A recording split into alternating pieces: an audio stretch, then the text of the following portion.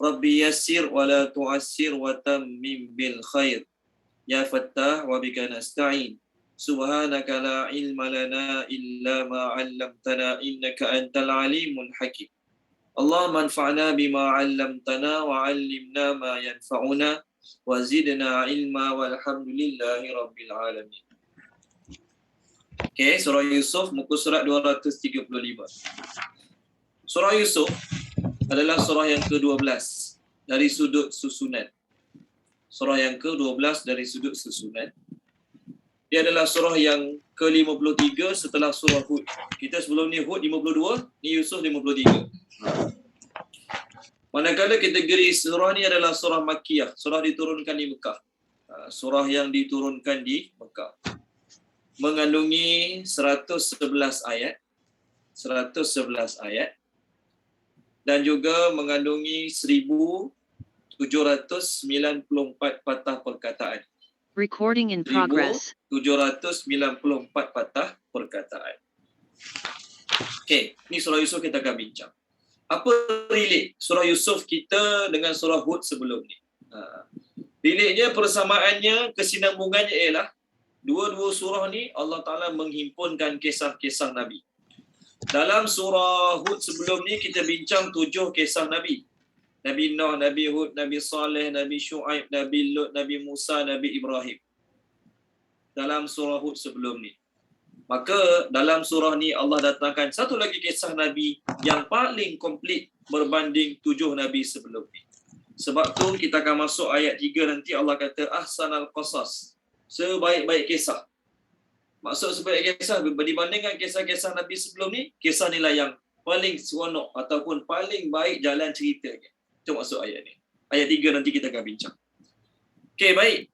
Dan ulama tafsir kata dalam kisah banyak-banyak kisah para nabi selain Nabi Muhammad sallallahu alaihi wasallam, kisah Nabi Yusuf inilah kisah yang paling terbaik. Kisah Nabi lain pun bagus juga, banyak pengajaran juga, banyak pengalaman, banyak hikmah-hikmah juga. Tapi kisah Nabi Yusuf inilah yang paling banyak pengajaran, paling banyak hikmah. Kemudian surah ni juga Allah Ta'ala datangkan untuk memujuk Nabi SAW. Sebab, apa berlaku pada Nabi SAW? Orang-orang kaum family Nabi sendiri reject Nabi. Sepupu Nabi, pak saudara Nabi, kebanyakan sepupu Nabi lah, yang di-reject Nabi. Nabi Muhammad SAW. Maka Allah Ta'ala nak pujuk Nabi, wahai Muhammad, ada Nabi sebelum kau dulu, adik-beradik dia khianat dia.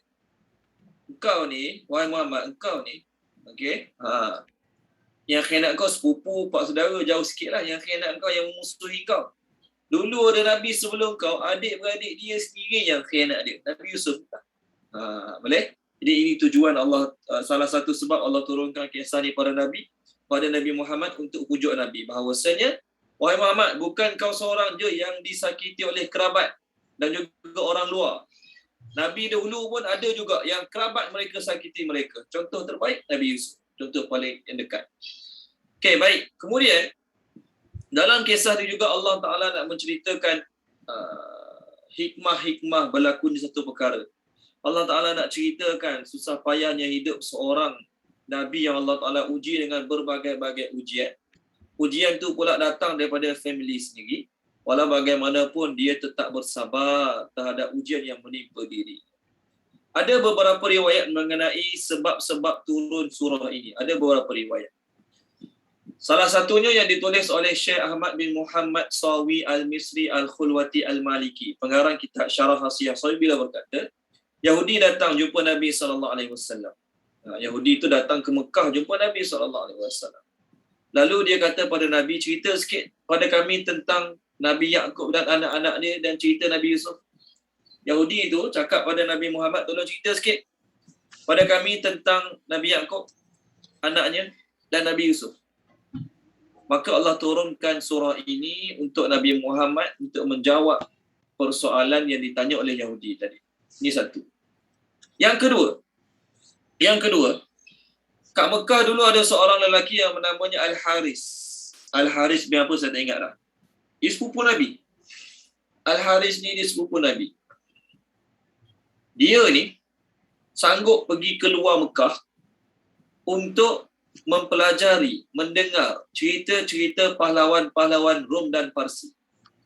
Dia sanggup pergi keluar kota Mekah, pergi luar travel untuk mempelajari, mendalami kisah-kisah raja Rom, pahlawan-pahlawan Rom dan Parsi, antaranya Rustum. Okey. Jadi bila dia balik, dia bawa cerita tu kat Mekah.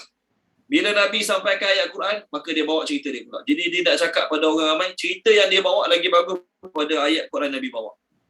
Maka Allah turunkan surah Yusuf. Allah mengatakan, kisah Nabi Yusuf jauh lebih baik daripada kisah-kisah yang dibawa oleh lelaki itu. Kisah Nabi Yusuf ni jauh lebih baik daripada kisah-kisah penglipur lara yang dibawa oleh lelaki yang nama Al-Haris tu tadi.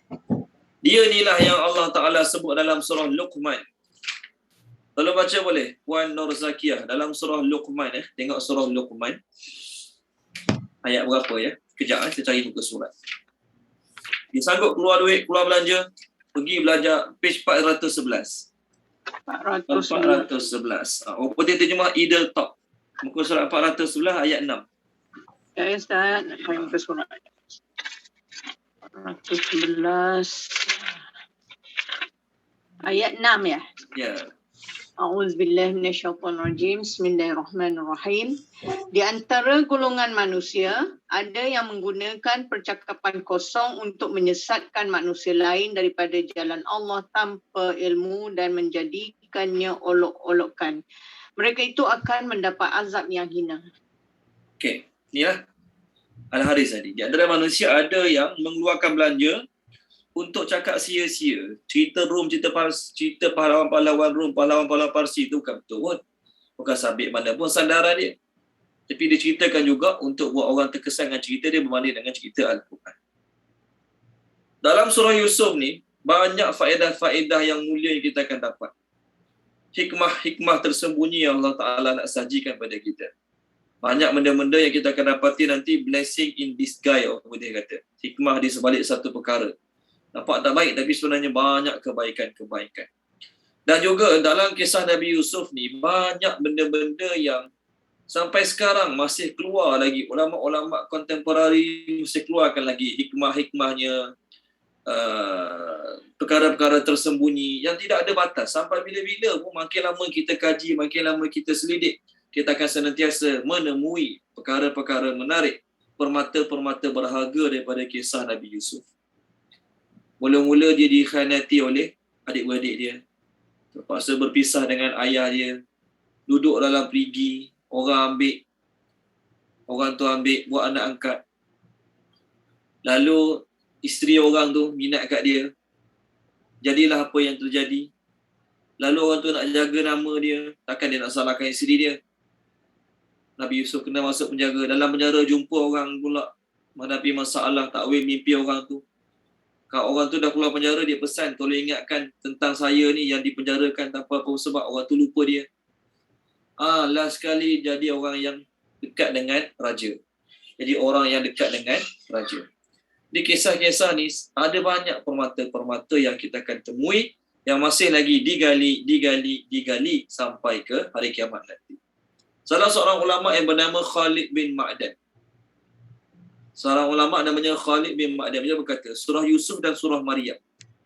Surah Yusuf dan surah Maryam ni nanti, ahli syurga akan selalu mengulang-ulang kisahnya. Ahli syurga akan bergembira menikmati kisah surah Yusuf dan kisah surah Maryam ni di syurga nanti. Wallahu alam, ni pendapat dia lah, bukan daripada hadis Nabi. Maksudnya kat syurga nanti, selain ahli syurga berhibur dengan macam-macam hiburan, salah satu hiburan yang ahli syurga akan dapat ialah mereka akan dihiburkan dengan kisah-kisah Nabi Yusuf dan juga kisah-kisah Maryam.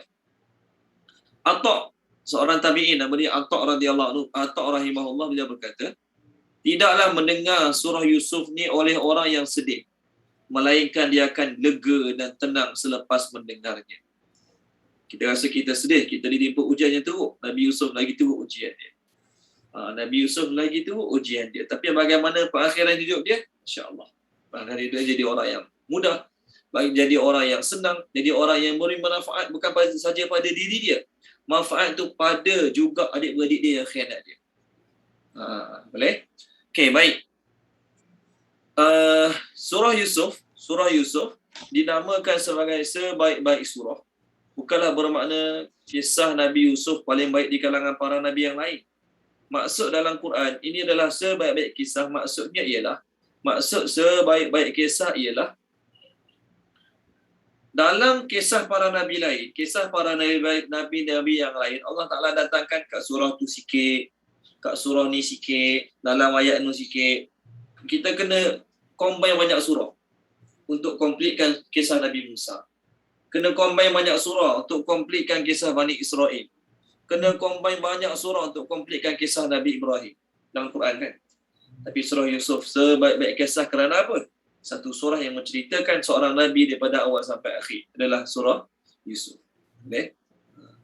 Okey, baik. Dr. Hamka kata dulu-dulu ada orang yang mengatakan bahawasanya kalau nak anak comel, anak cantik, anak handsome, bacalah surah Yusuf. Okey? Bagi ibu-ibu yang sedang mengandung. Nak baca tak salah. Nak baca tak salah. Kita panggil ambil berkat dengan ayat Quran. Silakanlah. Yang salahnya, kalau baca confirm. Dijanjikan oleh Allah, dijanjikan oleh Nabi anak yang handsome. Tak ada. Tak ada pun mana-mana janji daripada Allah, daripada Nabi. Kalau kita mengandung, isteri kita mengandung, baca surah ni anak keluar-keluar handsome. Tak ada pun. Surah Yusuf bukan nak suruh orang jadi handsome, tak jadi handsome. Surah Yusuf bukan nak buat orang tu lahir jadi handsome. Tu bukan matlamat Allah hantar surah Yusuf. Tu bukan tujuan Allah Ta'ala bagi surah Yusuf. Tujuan Allah Ta'ala bagi surah Yusuf untuk kita tahu bahawasanya hidup ni penuh dengan ujian. Seteruk mana pun ujian, sehebat mana pun ujian. Selepas hujan dan panas, biasanya akan keluar pelangi. Setelah kesusahan kita lalui, demi kesusahan kita lalui, akhirnya Allah Ta'ala akan bagi kebahagiaan, kejayaan pada diri kita. Okey, baik. Bismillahirrahmanirrahim. Masuk surah Yusuf. Bismillahirrahmanirrahim. Alif Lam Mim. Terjemah Alif Lam Mim apa dia? 5 tafsiran dia. Terjemah dia paling mudah, wallahu a'lam. Terjemah Alif Lam Mim. Ustaz, Alif Lam Ra ke? Alif Lam Ra. Sorry. Astaghfirullahalazim. Alif Lam Ra. Itulah.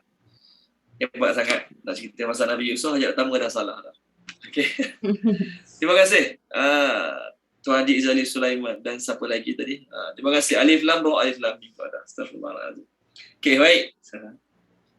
Surah Yusuf dimulakan dengan Alif Lam Ra. Sama macam surah Hud juga dimulakan dengan Alif Lam Ra. Surah Yunus juga dimulakan dengan Alif Lam Ra. Okey. 3 surah ni bermula dengan Alif Lam Ra. Itu surah Yusuf. Kita sekarang surah Yunus mula Alif Lam Ra juga. Muka surat 208 mula Alif Lam Ra. Muka surat 221 surah Hud. Okey, surah Hud dimulakan juga dengan Alif Lam Ra. Tiga-tiga ni dimulakan dengan Alif Lam Ra. Boleh? Okey, baik. Apa tafsiran pada Alif Lam Ra? Tafsiran pada Alif Lam Ra, kita terjemah nanti, kita terangkan nanti. Alif Lam Ra, tilka itulah. Terjemah tilka itulah. Ayatu, ayat-ayat. Ayatu, ayat-ayat. Al-kitab, kitab lah. Terjemah Al-kitab, kitab. Al-mubin yang nyata. Al-mubin yang nyata. Okey, Puan Tamsiah Syuaib terjemahkan boleh yang pertama kita. Boleh Ustaz. Bismillahirrahmanirrahim. Itulah ayat-ayat kitab yang nyata. Okey, baik. Kalau kita tengok tiga-tiga surah yang mulakan Alif Lam Ra ni. Kalau kita tengok ketiga-tiga surah yang dimulakan dengan Alif Lam Ra ni. Lepas ni surah Alif Lam Mim Ra, surah Ar-Ra'd, lepas ni Alif Lam Mim Ra.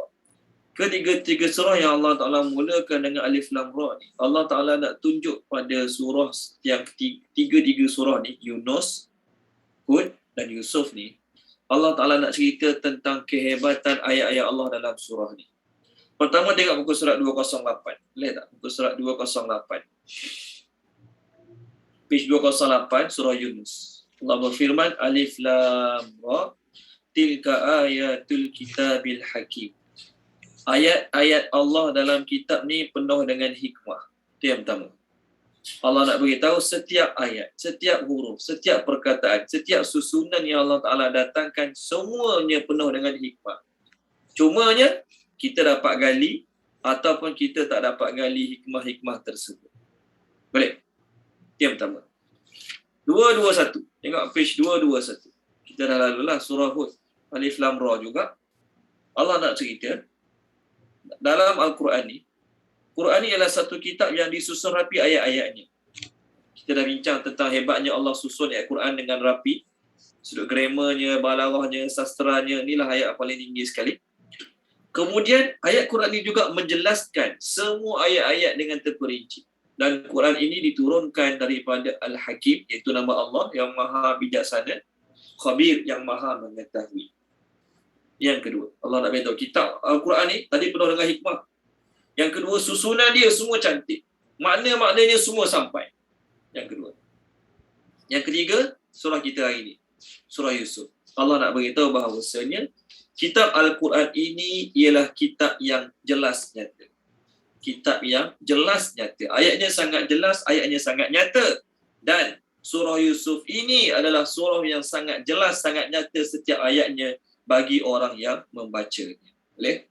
Okey, itu ayat 1. Terjemah dia Alif Lam Ra, itulah ayat-ayat kitab yang nyata. Okey, Alif Lam Ra tu sendiri apa tafsiran dia? 5 tafsiran dia. Alif Lam Ra tu sendiri apa tafsiran dia? 5 tafsiran dia. Pertama, wallahu a'lam. Okey, kita dah lalu. Kita ulang kaji sikit-sikit dia, kita nak cepat boleh. Pertama, Alif Lam Ra terjemah dia wallahu a'lam. Inilah pendapat 4 khulafa ar-rasyidin. Abu Bakar radhiyallahu anhu, Umar radhiyallahu anhu, Uthman radhiyallahu anhu, Sayyidina Ali radhiyallahu anhu, kesemua mereka sepakat mengatakan Alif Lam Ra ni adalah wallahu a'lam. Apa hikmah dia? Nak suruh kita sedar diri yang kita ni hebat mana pun ilmu, tinggi banyak mana pun ilmu, tetap ada benda tak tahu. Tetap ada benda yang kita tidak mengetahuinya. Contohnya lah Alif Lam Ra, belajar Mesir, belajar Jordan, belajar Pakistan, belajar macam-macam negara Arab pergi. Balik-balik, boleh tak terjemah Al-Baqarah? Boleh. Boleh tak ajar tafsir Al-Baqarah? Boleh. Apa terjemah Alif Lam ni? Wallahu a'lam. Lah. Pergi belajar luar negara banyak-banyak, balik-balik wallahu a'lam. Ya, Allah nak suruh kita sedar. Sehebat mana pun ilmu kita, selama mana pun kita belajar, ada benda yang kita tak tahu. Ada benda yang akan kita tak boleh nak capai untuk kita mengetahuinya. Yang pertama. Yang kedua, Ibnu Abbas dan Qatadah. Mereka mengatakan setiap satu huruf tu mewakili nama-nama Allah. Jadi dia, Ibnu Abbas dan Qatadah, cuba menafsirkan setiap huruf. Dia kata alif ni ana. Alif ni ana. Lam tu Allah. Ra tu ara. Maksudnya, akulah Allah yang maha melihat. Alif, ana. Lam tu sikatan bagi Allah. Ra tu ara. Akulah Allah yang maha melihat. Ataupun alif tu Allah. Lam tu al-latif. Lam tu al-latif. Okey. Ra tu ialah ar-rahim. Jadi Ibnu Abbas dan Qatadah mereka berdua cuba untuk terjemahkan setiap huruf-huruf tersebut. Okey, itu tafsiran dia lah. Yang ketiga, huruf-huruf muqatta'ah yang ada di awal surah, 15 biji huruf ni. 15 huruf ni ayat awal surah ni, 15 huruf ni dipanggil huruf-huruf tanbih. Apa makna tanbih? Huruf-huruf yang didatangkan untuk tarik perhatian pendengar. Huruf-huruf yang didatangkan untuk tarik perhatian pendengar. Kalau kat airport, sebelum dia announce sesuatu tu kan, ada bunyi ting ting tong, contohlah. Dia bunyi tu apa? Tanbih. Orang tengah makan KFC, tengah sembang-sembang, diam je. Dia nak cakap apa? Cuba dengar dia cakap apa je. Itu dipanggil tanbih. Boleh? Ni yang keberapa ni? Ini yang ketiga kan? Yang keempat. Imam Jalaluddin As-Sayuti. Beliau mengata, bukan Imam Jalaluddin As-Sayuti, maafkan saya. Imam Fakhruddin Ar-Razi. Maafkan saya. Imam Fakhruddin Ar-Razi. Beliau berkata, ibadat terbagi pada 3. Ibadat badan, ibadat lidah dan ibadat hati. Ini pendapat Imam Fakhruddin Ar-Razi. Dia kata ibadat. Ibadat. Okey. Terbahagi pada 3. 1, 2, 3. Satu badan. Ibadat badan. Yang kedua ibadat hati. Okey. Yang ketiga ibadat lidah. Ibadat lidah. Setiap satu daripada 3 ni terbagi pada 2 pula. Setiap satu ni terbagi pada 2 pula. Pertama, boleh difahami akal. Saya ringkaskan A. B, D, A. Maksudnya boleh difahami akal. Bila kita sampaikan, bila kita cakap, okey, faham. Boleh tak masalah. Faham. Okey. Lepas buang air besar, buang air kecil, kena cuci tempat yang dibuang tu. Faham, tak ada masalah. Benda tu mudah faham. Itu dipanggil boleh difahami akal. Boleh. Yang kedua, okey, kita tambah T je. Tak boleh difahami akal. Terjemah T tu maksudnya tak boleh difahami akal. Akal susah nak faham. Kenapa? Contoh ibadat badan. Kalau kita buang air besar, buang air kecil, lepas tu kena cucilah tempat keluar air besar, tempat keluar air kecil tu, kita faham lah. Sebab kotor, tak ada masalah. Tapi, kalau kita kentut, ni sekadar contoh lah. Kalau kita kentut, kenapa kena ambil wuduk? Apa relate kentut dengan wuduk? Contohlah, apa kaitan kentut dengan wuduk? Kenapa pula lepas kentut nak kena ambil wuduk? Apa relate dia? Tu contoh. Ataupun kalau kita pakai khuf. Khuf ni bukan stokin. Khuf ni kita kata apa dia? Kita pakai khuf. Khuf ni, kalau kita sapu, kita celek. Senang cerita lah. Khuf ni, kita sapu belah atas je. Khuf tu, kan? Kita ambil, kita sapu belah atas je. Air dia. Sah ke tak sah? Sapuan tu tidak sah. Kita ambil air, kita nak ambil wuduk. Lepas tu kita pun pakai khuf. Kita ambil wuduk, lepas tu kita pakai khuf. Kan? Lepas kita pakai khuf, bila kita terkentuk ke tempatan wuduk, kita ambil wuduk balik kan? Bahagian kaki tu kita celek je air, kita sapu je air. Kalau sapu bawah saja tak sah. Sapu atas saja baru sah. Dan kalau nak complete, kena sapu atas bawah dua-dua sekali. Kalau nak complete, kena sapu atas dan bawah dua-dua sekali. Dia kalau ikut logik kan? Kalau ikut logik, patutnya belah bawah yang kotornya. Belah bawah yang pijak pasir, pijak tanah, bawah lah yang kotornya. Tapi tak. Bawah tak kena sapu. Yang kena sapu belah atas. Sapu belah atas baru sah. Sapu bawah tak sah. Sebab tu Sayyidina Ali radhiyallahu berkata, kalaulah agama mengikut akal. Dia kata, kalaulah agama tu mengikut akal, nescaya khuf mesti disapu belah bawah. Sebab apa? Bawah lah yang kena kotornya. Boleh? Ibadat hati. Sama juga. Ada benda boleh difahami akal. Okay, ada benda boleh difahami akal. Contoh, kita percaya adanya hari kebangkitan. Macam mana kita nak percaya? Dulu kita tak ada, Allah Ta'ala boleh buat bagi jadi ada. Nanti kita dah mati, jadi debu, tinggal tulang. Susah ke bagi Allah nak buat ada bagi dia balik? Tak susah kan? Jadi akal boleh terima, tak ada masalah. Langit bumi yang dulu tak ada, mudah bagi Allah nak buat. Takkanlah kita mati, susah bagi Allah nak hidupkan balik. Itu ibadat hati ataupun fikiran. Boleh kita faham. Tapi banyak ayat Quran cerita syurga tu luas, neraka tu luas. Neraka tu terseksa. Tapi macam mana orang dalam neraka masih lagi boleh berinteraksi dengan orang dalam syurga? Bagaimana orang dalam neraka masih lagi boleh berinteraksi dengan para malaikat? Okay? Jadi ayat-ayat macam tu, kadang-kadang kita tak nak fahami akal. Kata syurga luas, neraka luas. Kata syurga, neraka terlalu seksa. Tapi bagaimana orang dalam neraka nanti? Bagaimana orang dalam neraka nanti? Kalau terlalu seksa sangat, boleh berbicara dengan orang dalam syurga.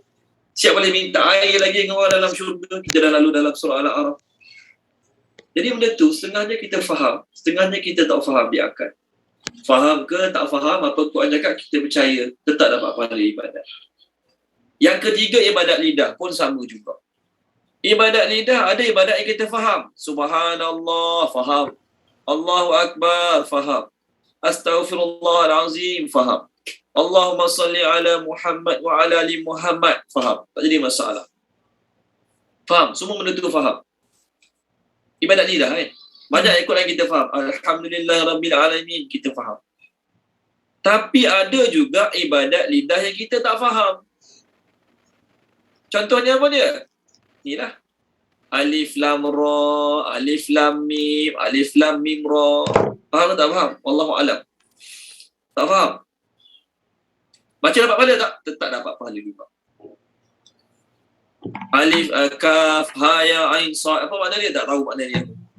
Ibadat tak? Ibadat. Dapat pahala tak? Dapat pahala. Jadi menurut Imam Fakhruddin Ar-Razi,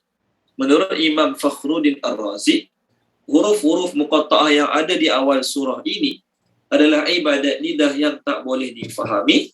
Walau bagaimanapun kita baca je tetap dapat pahalanya. Boleh kan? Yang keempat. Yang kelima yang disampaikan oleh saya lupa nama dia. Dr. Kamilin Jamilin. Dia berkata, ulama-ulama telah susun semua huruf-huruf awal surah ni, Yasin, Taha, Ain, Sin, Qaf, Kah, Ha, Ya, Ain, Sad, jadi satu ayat. Apa ayat dia? Nassun, Hakimun,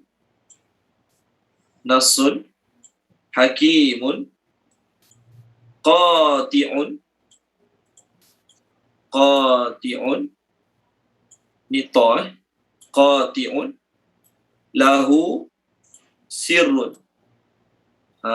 Ni 15 huruf. 1, 2, 3, 4, 5, 6, 7, 8, 9, 10, 11, 12, 13, 14. Macam mana boleh jadi 14? Untuk jadi 15 lah. 1, 2, 3, 4, 5, 6, 7, 8, 9, 10, 11, 12, 13, 14. Apa yang tak ada kat sini? Nassun hakimun qati'un lahu sim. Untuk jadi 15. Okay, tak apa. Kita terjemah dulu. Apa terjemah nassun? Dalil, hujah. Terjemah nassun, dalil, hujah. Okey? Hakimun, yang penuh dengan hikmah. Ha, kaf, ya. Hakimun yang penuh dengan hikmah. Okey? Hakimun, tu terjemah dia. Penuh dengan hikmah. Qati'un, yang pasti.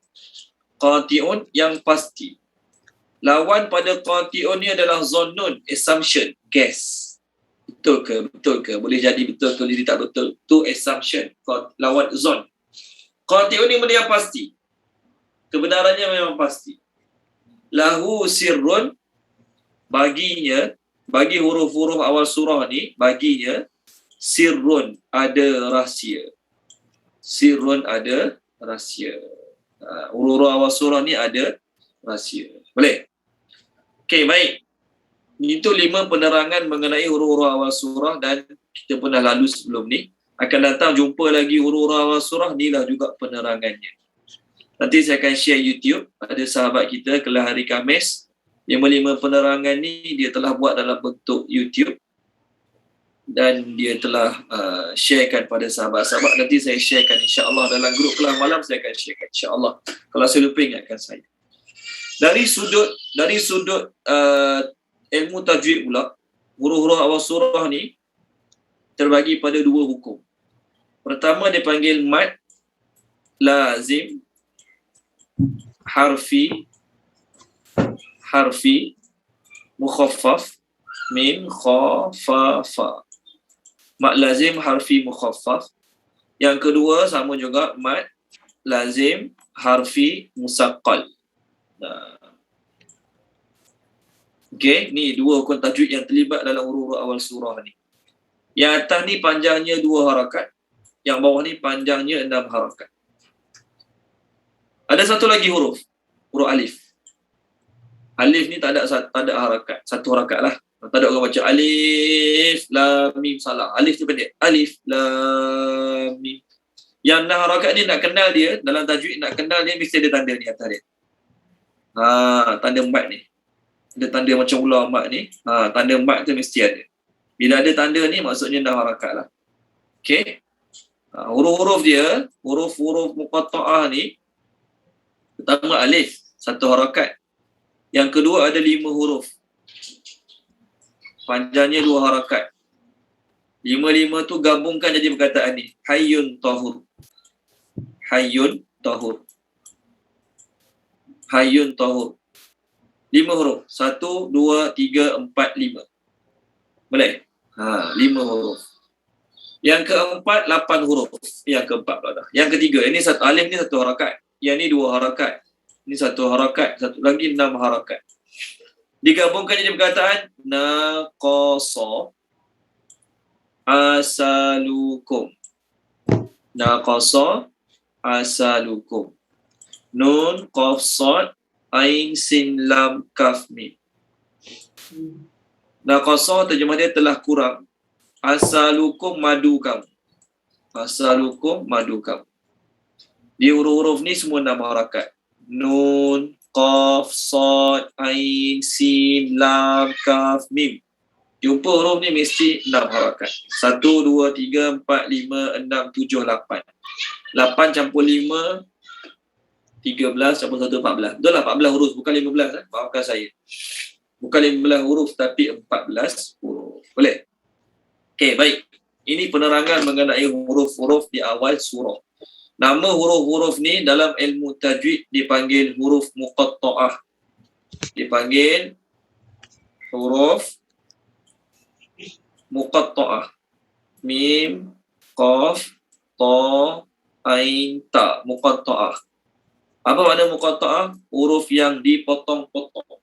Kita baca potong-potong, baca satu-satu sebiji-sebiji, kita panggil muqatta'ah. Okey, baik. Terjemah selesai ayat 1. Masuk ayat 2 pula. Masuk ayat 2 pula. Inna sesungguhnya kami. Maafkan saya. Inna sesungguhnya kami. Anzalnahu telah menurunkannya. Anzalnahu telah menurunkannya Quran. Okey. Quran menurunkannya Quran.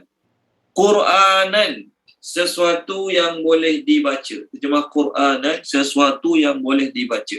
Terjemah Quran tu Quran lah. Tapi apa maksud Quran kat sini? Sesuatu yang boleh dibaca. Arabiyan yang berbahasa Arab. Arabiyan yang berbahasa Arab. La'allakum mudah-mudahan kamu ataupun supaya kamu. La'allakum mudah-mudahan kamu ataupun supaya kamu. Ta'qilun memahami. Ta'qilun memahami. Terjemahkan dia Puan Izawani, terjemahkan boleh. Ya, kita ayat 2 surah Yusuf ni.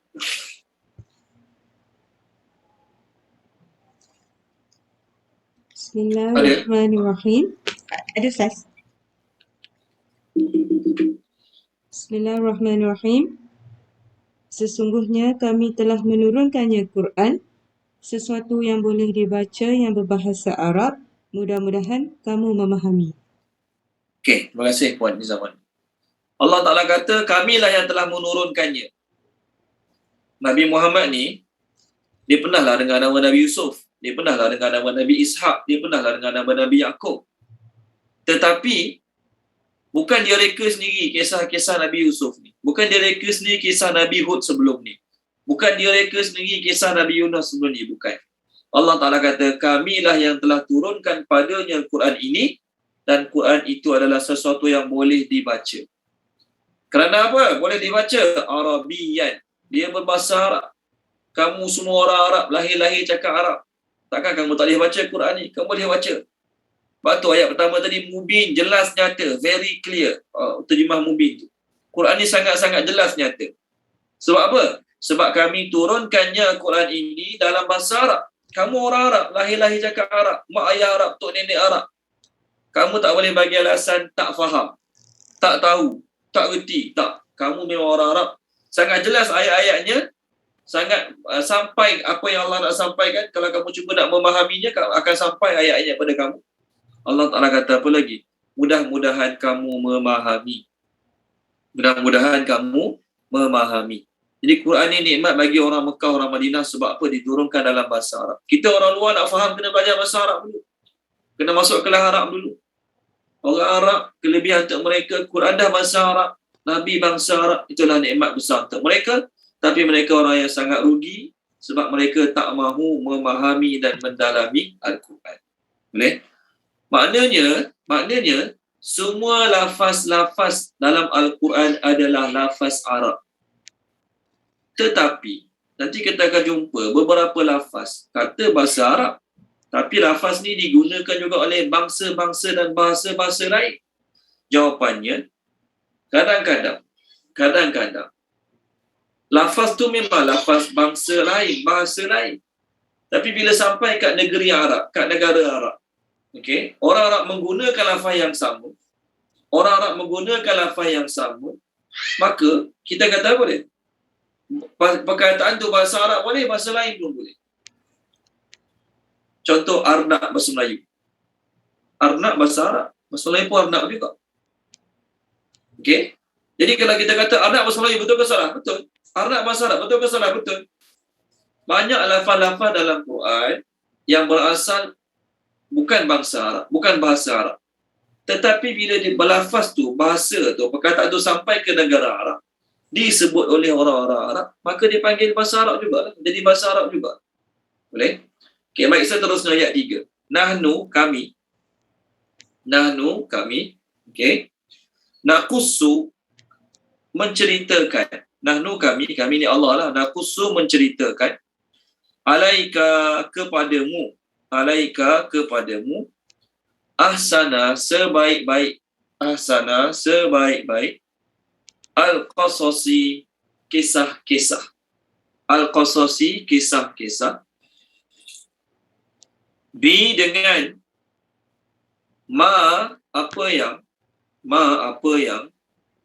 auhayna, kami telah wahyukan ilaika, kepadamu haza ini Al-Quran, terjemah dia Al-Quran, dan in sesungguhnya, ataupun boleh juga terjemah wa'in, walaupun, dua-dua boleh. Wa dan in sesungguhnya, satu terjemah boleh. Terjemah kedua, wa'in, walaupun, dua-dua boleh. Kunta, engkau dahulunya, kau tu Nabi Muhammad. Min daripada qablihi, sebelumnya itu sebelum diturunkan Al-Quran ini, la benar-benar min daripada al-ghafilin, orang-orang yang tidak mengetahui. Ghafilin, orang-orang yang tidak mengetahui, bukan lalai ya. Tak boleh kata lalai, orang-orang yang tidak mengetahui. Okey, Tuan Haji Izali Sulaiman terjemahkan boleh? Boleh Ustaz. Bismillahirrahmanirrahim. Kami menceritakan kepadamu sebaik-baik kisah-kisah dengan apa yang kami telah wahyukan kepadamu. Ini Al-Quran. Dan sesungguhnya engkau dahulunya daripada sebelumnya benar-benar daripada orang-orang yang tidak mengetahui. Okey. Terima kasih Tuan Haji Izali Sulaiman. Allah Ta'ala kata, kami telah mengisahkan kepadamu sebaik-baik kisah. Kisah Nabi Yusuf adalah sebaik-baik kisah jika dibandingkan dengan kisah-kisah pelipur lara yang ada pada zaman itu. Kisah Nabi Yusuf ni adalah kisah yang paling seronok, paling benar, paling enak didengar bagi semua orang walaupun dia bukan orang Islam. Berbanding dengan kisah-kisah yang ada pada masa itu. Adapun dalam kisah-kisah Al-Quran, kisah Nabi Muhammad lagi bagus, kisah Nabi Musa lagi bagus. Tetapi dari sudut jalan penceritaan, kisah Nabi Yusuf lah adalah kisah yang sebaik-baik untuk didengar, sebaik-baik untuk disampaikan. Okey, baik. Sebenarnya terjemah Al-Qasas. Terjemah Al-Qasas tu kisah. Maksud kisah ni ialah perkataan, saya tulis balik. Perkataan nakusu ni, perkataan nakusu, okey, bahasa Arab satu kisah dipanggil qissatun. Satu kisah dipanggil qissatun. Dan jadi bahasa Melayu kisah. Qissatun, satu kisah. Plural pada kisah, banyak-banyak kisah dipanggil qasasun. Atau ada surah Al-Qasas, kisah-kisah. Dari sudut bahasa, kisah ni tahu tak apa dia? Jejak langkah. Terjemah kisah ni berasal pada perkataan jejak langkah. Qassa, jejak langkah, jalan kehidupan, riwayat hidup. Dia Allah Ta'ala nak bagi tahu, riwayat hidup para Nabi semuanya hebat. Riwayat hidup para Nabi semuanya agung. Tetapi jejak langkah Yusuf, riwayat hidup Yusuf ni dia complicated sikit berbanding Nabi-Nabi yang lain. Nabi Yusuf tidak termasuk ulul azmi. Nabi ulul azmi 5 orang, Nabi Yusuf tidak termasuk pun. Tapi kenapa Allah Ta'ala kata sebagai kisah? Sebab jalan cerita dia, dari sudut ujian, dari sudut pengorbanan, dari sudut susah payah, Nabi lain lagi banyak pada dia. Susah payah, pengorbanan, ujian, 5 orang Nabi ulul azmi lagi banyak pada Nabi Yusuf. Tetapi kenapa Allah kata Nabi Yusuf sebaik-baik kisah? Sebab riwayat hidup dia, jalan hidup dia lebih complicated. Lebih banyak duri-durinya yang terpaksa dia lalui, tempuhi berbanding Nabi-Nabi yang lain. Dari adapun dari sudut ujian, Nabi lain lagi banyak ujian pada Nabi Yusuf. Cuma kisah tu tak sebanyak, tak sekomplit kisah Nabi Yusuf alaihi salam. So, apa saya kata tadi? Perkataan qissah berasal pada perkataan jejak langkah. Contoh, saya nak tunjuk pada tuan-tuan. Perkataan qissah beri makna jejak langkah. Tengok surah Al-Qasas. Boleh tak? Muka surat 386. Page 386. Puan Suraya Haidar. Kalau baca boleh Puan Suraya Haidar.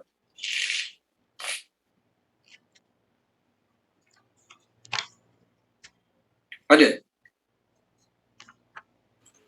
That page berapa Ustaz? 386 ayat 11. Ayatnya berbunyi waqalat li ukhtihi qussi. Nampak qassat tu? Qussi ayat dia. Okey. Dan Bismillahirrahmanirrahim. Dan dia ibunya Musa berkata kepada saudara perempuan Musa, ikutlah dia, iaitu Musa. Maka kelihatan olehnya Musa dari jauh, sedang mereka tidak menyadarinya. So apa perkataan qussi? Ikutlah dia. Qussi, ikutlah dia. So qussi tu qaf dengan sad, ikut jejak langkah dia. Ini satu perkataan. Yang kedua, perkataan qasasa. Qasasa tadi kan? Tengok surah Kahfi ada. Tolong baca boleh Puan Sharifah Husna, surah Kahfi. Baik Ustaz. Muka surat kejap. 293. Okey. Muka surat, saya nak muka surat last sekali. Okey, muka surat 301. Puan, 301. 1, okey. Ya Ustaz. Ayat 63 dan 64. 3 dan 4. Okey. Bismillahirrahmanirrahim. Dia pembantunya menjawab, tahukah engkau ketika kita mencari tempat berlindung di batu tadi, aku terlupa menceritakan tentang ikan itu. Dan tidak ada yang membuatkan aku lupa kecuali syaitan. Dan ikan itu mengelupur terjun ke laut dengan cara yang aneh sekali. Dia, Musa, berkata, itulah tempat yang kita cari. Lalu kedua-duanya kembali mengikuti jejak mereka semula. Kedua-duanya kembali mengikuti jejak mereka semula. Apa maksud jejak tu? Qasasa tu lah. Qasasa. Fartadda ala atharihima qasasa. Orang putih kata retrenching dia footstep. Qasasa, jejak langkah. Jadi apa makna kisah? Maksudnya jejak langkah. liku-liku kehidupan, sirah-sirah kehidupan. Itu maksud qasas. Jadi para nabi semua ada jejak langkah mereka masing-masing. Masing-masing ada liku-liku kehidupan masing-masing. Cuma yang paling seronok kisahnya, yang paling complicated kisah hidupnya adalah Nabi Yusuf alaihi salam. Mula berpisah dengan ayah, adik-beradik dengki, orang jumpa, dituduh, dipenjarakan. Last sekali Allah Ta'ala bagi kebahagiaan. Okey, baik. Ayat 3 ni, Allah Ta'ala cakap pada Nabi Muhammad SAW, kami turunkan kepada-Mu sebaik-baik kisah. Dalam tafsir Ibnu Katsir, daripada Ibnu Abbas radhiyallahu anhu, para sahabat berkata pada Nabi, ya Rasulullah, Allah Ta'ala telah turunkan kepada kita ahsanal hadis. Maksud ahsanal hadis, perkataan terbaik. Al-Quran adalah perkataan terbaik. Tengok surah Az-Zumar ayat 23. Muka surat 461. Page 461. Kalau baca Puan Samiah boleh. Page 461 ayat 23.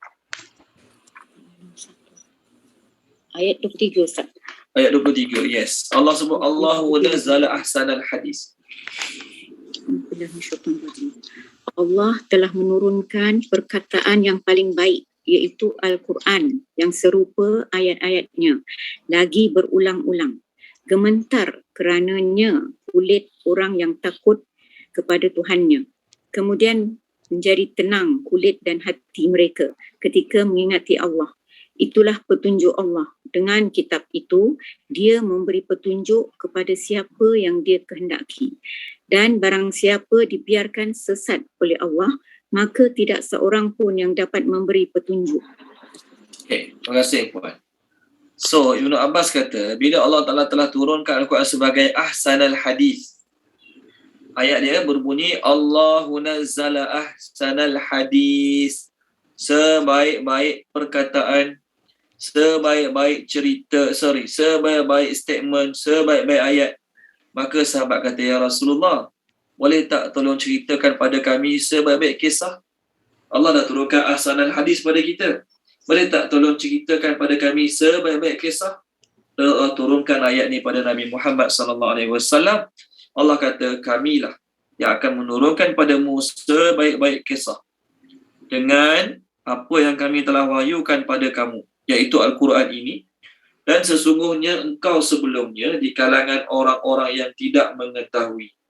Kau pernah dengar pasal Yusuf, kau pernah dengar pasal Zulkarnain, kau pernah dengar pasal Ashabul Kahfi.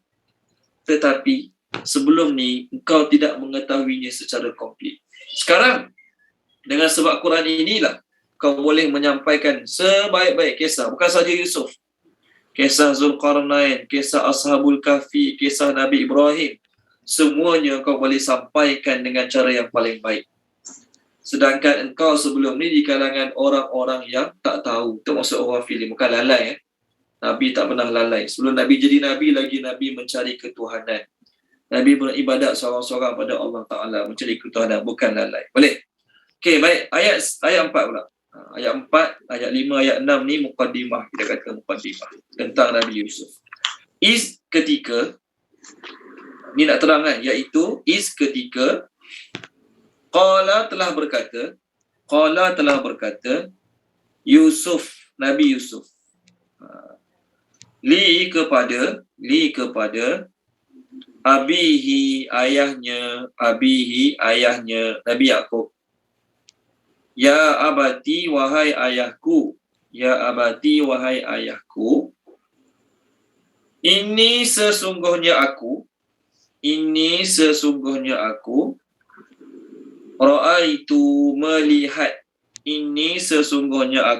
ra'aitu melihat ahada asyara 11 kaukaban bintang. Jadi ahada asyara kaukaban, 11 bintang. Wa dan asyamsa matahari, wa dan al-qamara bulan, ra'aituhum aku melihat mereka, maksud mereka kat sini 11 bintang. matahari dan bulan. Li bagiku, sajidin bersujud, Okey, terjemahkan dia Puan Rahimah, terjemahkan balik Puan Rahimah.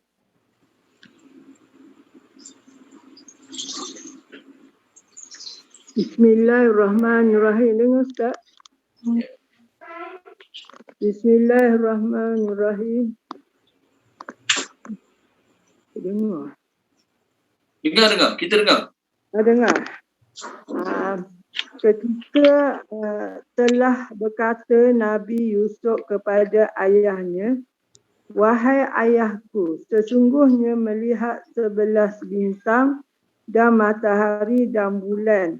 Aku melihat mereka bagiku bersujud." Okey, baik. Terima kasih Puan Rahimah. Imam Bukhari meriwayatkan daripada Abdullah bin Umar radhiyallahu anhu. Ketika Nabi SAW ditanya tentang Nabi Yusuf, apa kata Nabi? Nabi Yusuf ni ialah Al-Karim ibnul Karim ibnil Karim ibnil Karim. Yusuf ibn Ya'qub ibn Ishaq ibn Ibrahim. Nabi Yusuf ni ialah orang yang mulia, anak kepada orang yang mulia, anak kepada orang yang mulia, anak kepada orang yang mulia. Jadi nama Yusuf ni paling mudah, Karim bin Karim bin Karim bin Karim. Bunyi hukum Melayu macam tu lah. Karim bin Karim bin Karim bin Karim. Arabnya Al-Karim ibnul Karim ibnil Karim ibnil Karim. Seorang yang sangat mulia, anak kepada orang yang mulia, anak kepada orang yang mulia. Siapa dia? Iaitu Yusuf bin Ya'qub bin Ishaq bin Ibrahim. Yusuf bin Ya'qub bin Ishaq bin Ibrahim. Anak kepada orang yang mulia, ayahnya Nabi Ya'qub mulia. Anak juga kepada orang yang mulia lagi, Nabi Ishaq. Anak juga kepada orang yang mulia lagi, Nabi Ibrahim. Nabi kata Nabi Yusuf. Hadis yang lain daripada Imam Bukhari daripada Abu Hurairah radhiyallahu anhu, beliau berkata, Abu Hurairah berkata, Su'ila Rasulullah sallallahu alaihi wasallam ayyun nasi akram. Satu hari Nabi sallallahu alaihi wasallam ditanya, siapakah manusia yang paling mulia? Maka Nabi jawab, akramuhum indallahi atqahum. Orang paling mulia di kalangan manusia ialah yang paling bertakwa. Kemudian sahabat jawab, qalu laisa an haza nas'aluka. Bukan tu maksud soalan kami. Maksud soalan kami bukan yang tu. Maka Nabi jawab, fa akramun nasi Yusuf nabiyullah ibn nabiyillah ibn khalilillah. Nabi jawab, kalau macam tu, manusia paling mulia ialah Yusuf, anak kepada Nabi Allah, anak kepada Nabi Allah, dan anak kepada Khalilullah. Maksudnya Yusuf ni dia orang mulia lah. Sebab ayah dia Nabi, tok dia Nabi, tok pada ayah dia Nabi lagi. Ayah dia Ya'qub, tok dia Ishaq, tok dia lagi Nabi Ibrahim. Maka sahabat kata lagi, qalu laisa an hadza nas'aluka ya Rasulullah. Bukan itu maksud kami. Maka Nabi jawab, fa'an ma'adinil Arab tas'aluni? Adakah kamu nak tanya tentang orang-orang tanah Arab sekarang ni? Kamu tanya aku tentang orang paling mulia, maksud kamu tu orang paling mulia di tanah Arab sekarang ni? Maka sahabat jawab, na'am, ya, itu maksud kami. Siapa paling mulia di kalangan orang tanah Arab sekarang ni? Maka Nabi jawab, fa khiyarukum fil jahiliyah khiyarukum fil Islam idza faquhu. Orang paling baik di kalangan kamu ialah orang yang dulu masa jahiliyah dia baik, sekarang dia masuk Islam. Kebaikan yang dia buat dulu masa jahiliyah, dia tetap teruskan sampai sekarang. Maka dialah orang yang paling mulia di tanah Arab. Jadi poin dia nak cakap apa dia? Poin dia nak beritahu bahawasanya orang yang paling baik, yang paling mulia adalah Nabi Yusuf alaihi salam. Okey, baik. Ayah Nabi Yusuf adalah Nabi Ya'qub. Ayah Nabi Yusuf adalah Nabi Ya'qub, dan Nabi Yusuf adalah Nabi pertama Bani Israel. Nabi Yusuf adalah Nabi pertama Bani Israel. Jadi ayat ni Allah kata, ingatlah ketika Nabi Yusuf berkata pada ayah dia.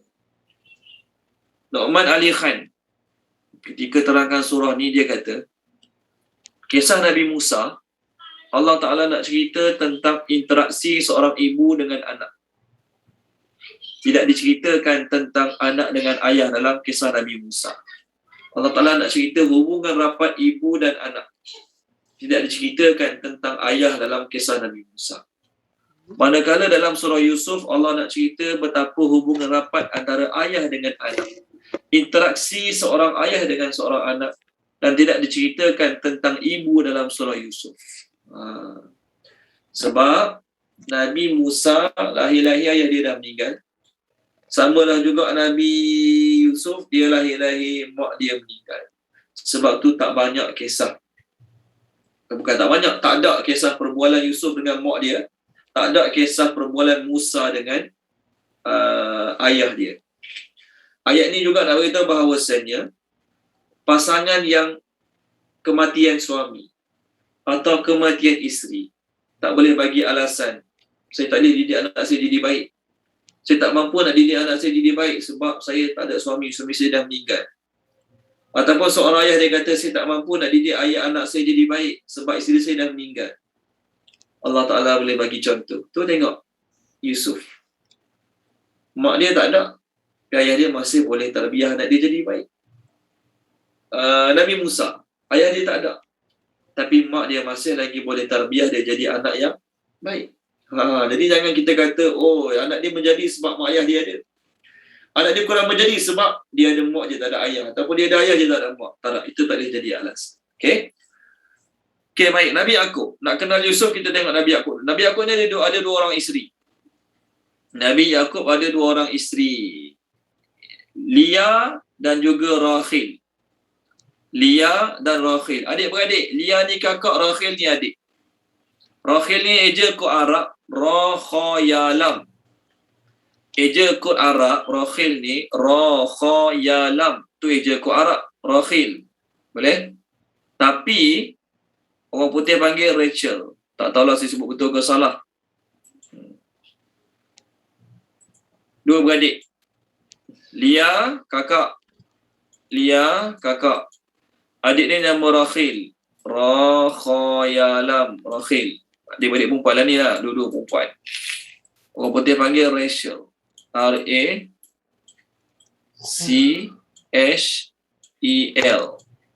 Inilah yang dia lebih kurang orang putih. Okay. Rahil. Adat zaman dulu. Ni kakak, ni adik. Adat zaman tu, adik tak boleh kahwin selagi kakak tak kahwin. Sekarang kita panggil langkah benda kan. Bahasa Melayu panggil langkah benda. Zaman tu adik tak boleh kahwin selagi kakak tak kahwin. Nabi Yaqub minat kat ni.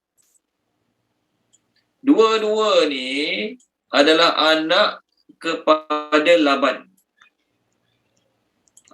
Laban. Laban ni siapa? Laban ni siapa pula Laban ni? Laban ni kalau bahasa Arab susu lah Laban. Laban ni bukan susu. Laban ni ialah adik-beradik mak Nabi Yaqub. Laban ni pula adalah adik-beradik mak Nabi Yaqub. Dia orang Arami, dia orang bangsa Arami. Mak Nabi Yaqub nama Ribkah. Ribkah ni isteri Nabi Ishaq, menantu Nabi Ibrahim. Jadi Nabi Ibrahim ayah, anaknya Nabi Ishaq. Nabi Ishaq kahwin dengan Ribkah. Dapat anak Nabi Yaqub. Ribkah ni ada adik-beradik lelaki namanya Laban.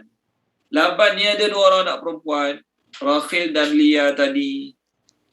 Jadi maknanya pak mertua Nabi Yaqub, pak saudara dia juga. Dalam masa yang sama dia pak mertua, dalam masa yang sama dia pak saudara. Sebab dia adik mak dia. Adik-beradik belah mak lah, adik-beradik belah mak. Jadi pak saudara dia kata nak kahwin dengan adik tak boleh. Yusuf minat Rahil. Nabi Yaqub minat Rahil. Tapi adat pada zaman tu tak boleh kahwin dengan adik, melainkan kena kahwin dengan kakak dulu. Jadi dia pun kahwinlah dua-dua sekali. Nak kahwin dengan kakak dan kahwin dengan adik. Hati tu nak adik tapi tak boleh kahwin dengan adik sebelum kahwin dengan kakak. Kahwinlah dengan adik dan kakak sekali. Terpaksalah sebab ikut adat zaman tu. Mas kahwinnya kena bekerja dengan Laban selama 7 tahun jaga kambing. Kalau Nabi Musa kerja dengan Nabi Syuaib berapa tahun? 10 tahun kan? Dia 7 tahun. Jadi dua orang isteri Nabi Yaakob, dua-dua adik-beradik. Zaman tu boleh kahwin dengan dua beradik serentak. Kita tak boleh kahwin dengan dua adik-beradik. Syariat kita tak boleh. Boleh kahwin dengan dua adik-beradik. Sama ada kena cerai dulu salah seorang, ataupun seorang tu mati, boleh, tak ada masalah. Kemudian Lia dan juga Rakhil tadi masing-masing memberikan hamba abdi, gundik, dayang. Kita panggil hamba wanita lah kepada Nabi Yaakob. Lia, si kakak ni, dia bagi seorang hamba wanita yang bernama Bilha. Dia bagi seorang hamba wanita yang bernama Bilha. Manakala Rakhil ataupun Rachel tadi, dia bagi seorang hamba wanita bernama Zilfa. Tiga-tiga semua dapat anak. Lia, Bilha, Zilfa, semua dapat anak. Rakhil ni lambat dapat anak. Nabi Yusuf, Nabi Yaakob dah tua baru dapat anak. Maka anak yang nama Rakhil ni, anak dia lah Yusuf dan Bunyamin. Jadi Nabi Yusuf ni, mak dia nama Rakhil. Adik kandung dia, seibu sebapa, namanya Bunyamin. Second last dan last kali. Lepas mak dia lahirkan dia, maka maknya pun meninggal dunia. Sebab itulah kita akan lalu dalam surah Yusuf ni, hubungan rapat antara seorang ayah dan juga seorang anak. Boleh? Okey, baik. Nabi Yusuf alaihissalam bermimpi. Dalam mimpi, masa ni dia kecil lagi. Dalam mimpi tu dia tengok ada 11 bintang sujud kat dia, bulan dan matahari. 11 bintang tu maksudnya adik-beradik dia. 11 orang yang lain lah. Dia 12 beradik. Dia 12 orang adik-beradik dia ni. Jadi 11 bintang tu maksudnya adik-beradik dia. Bulan tu maksudnya mak tiri dia, nama Lia. Mak tiri dia, mak saudara dia lah. Bukan mak saudara dia. Mak tiri dia lah. Mak tiri dia, nama Lia. Dan bulan tu adalah ayah dia. Dia bersujud pada Nabi Yusuf alaihissalam. Okey, baik. Bila sebut bab mimpi para nabi adalah wahyu. Itu kena ingat. Mimpi para nabi adalah wahyu. Nabi SAW, Nabi Muhammad ke, Nabi mana-mana ke, bila bermimpi, maka mimpi itu adalah wahyu daripada Allah Ta'ala. Confirm 100% adalah wahyu daripada Allah Subhanahu Wa Ta'ala. Adapun selain Nabi, kita ni lah, ustaz ke, tok imam ke, tok bilal ke, mufti ke, maka mimpi kita salah satu daripada 3 perkara. Dalam sebuah hadis Nabi SAW bersabda, Nabi kata, ar-ru'ya salasatun. Ru'ya minallah, wa ru'ya tahzinun minasyaitan, wa ru'ya bima yuhaddisu bihi ar-rajulu nafsahu fil yaqazah fayarahu fil manam. Mimpi ada 3, Nabi kata. Pertama, mimpi daripada Allah. Mimpi itu yang datang daripada Allah. Yang kedua, mimpi yang menyedihkan daripada syaitan. Yang ketiga, mimpi seseorang dengan sebab apa yang dia banyak bercakap ketika mana dia berjaga. Lalu dia akan melihatnya dalam mimpi. Dia bagi mainan tidur. Pertama daripada Allah. Memang Allah Ta'ala bagi mimpi untuk menyampaikan sesuatu pada dia. Yang kedua, syaitan lah. Syaitan dia buat kucar dalam mimpi dia. Lalu dia pun fikir tak apa-apa, tengok tak apa-apa. Yang ketiga, mainan tidur. Siang-siang banyak cakap pasal bola. Dalam tidur mimpi bola. Budak kecil biasa. Budak kecil tengok kartun. Siang-siang banyak tengok kartun. Malam-malam mimpi bunyi keluar. Word kartun yang dia tengok. Kartun-kartun yang dia tengok siang-siang tu keluar dalam mimpi. Budak-budak biasa berlaku. Dalam sebuah hadis, Nabi SAW bersabda, Nabi kata apa tentang mimpi ni? Nabi kata, asdakukum ru'ya, asdakukum hadisan. Orang yang paling benar mimpinya di kalangan kamu adalah orang yang paling benar kata-katanya. Dia jenis tak cakap tipu, jenis tak cakap merapu, jenis tak nak buat benda-benda sia-sia. Mimpi dia, insya-Allah mimpi yang benar. Adapun para nabi tengok dalam mimpi, Allah tak payah cakap, wahai Nabi, ni wahyu tau, ni wahyu. Tak. Mimpi pada para Nabi adalah wahyu. Walaupun dalam mimpi tu Allah tak kata, kena buat ni Kena buat ni tak? Allah tak kata. Tengok surah Asy-Syu'ara. Nabi Ibrahim punya mimpi. Bukan surah Syu'ara, surah Saffat, maafkan saya. Surah As-Saffat. Nabi Ibrahim punya mimpi. Dalam ayat tu, bukan Nabi Ibrahim, Nabi Ismail punya mimpi. Okey? Dalam ayat tu Nabi Ismail tak kata pun Allah suruh aku sembelih, Allah suruh kau sembelih, tak kata. Tengok muka surat 449. Tolong baca dia boleh? Tuan Haji Aziz Dahari tolong baca page 449. Ayat bawah sekali. Nabi Ibrahim mimpi, maafkan saya.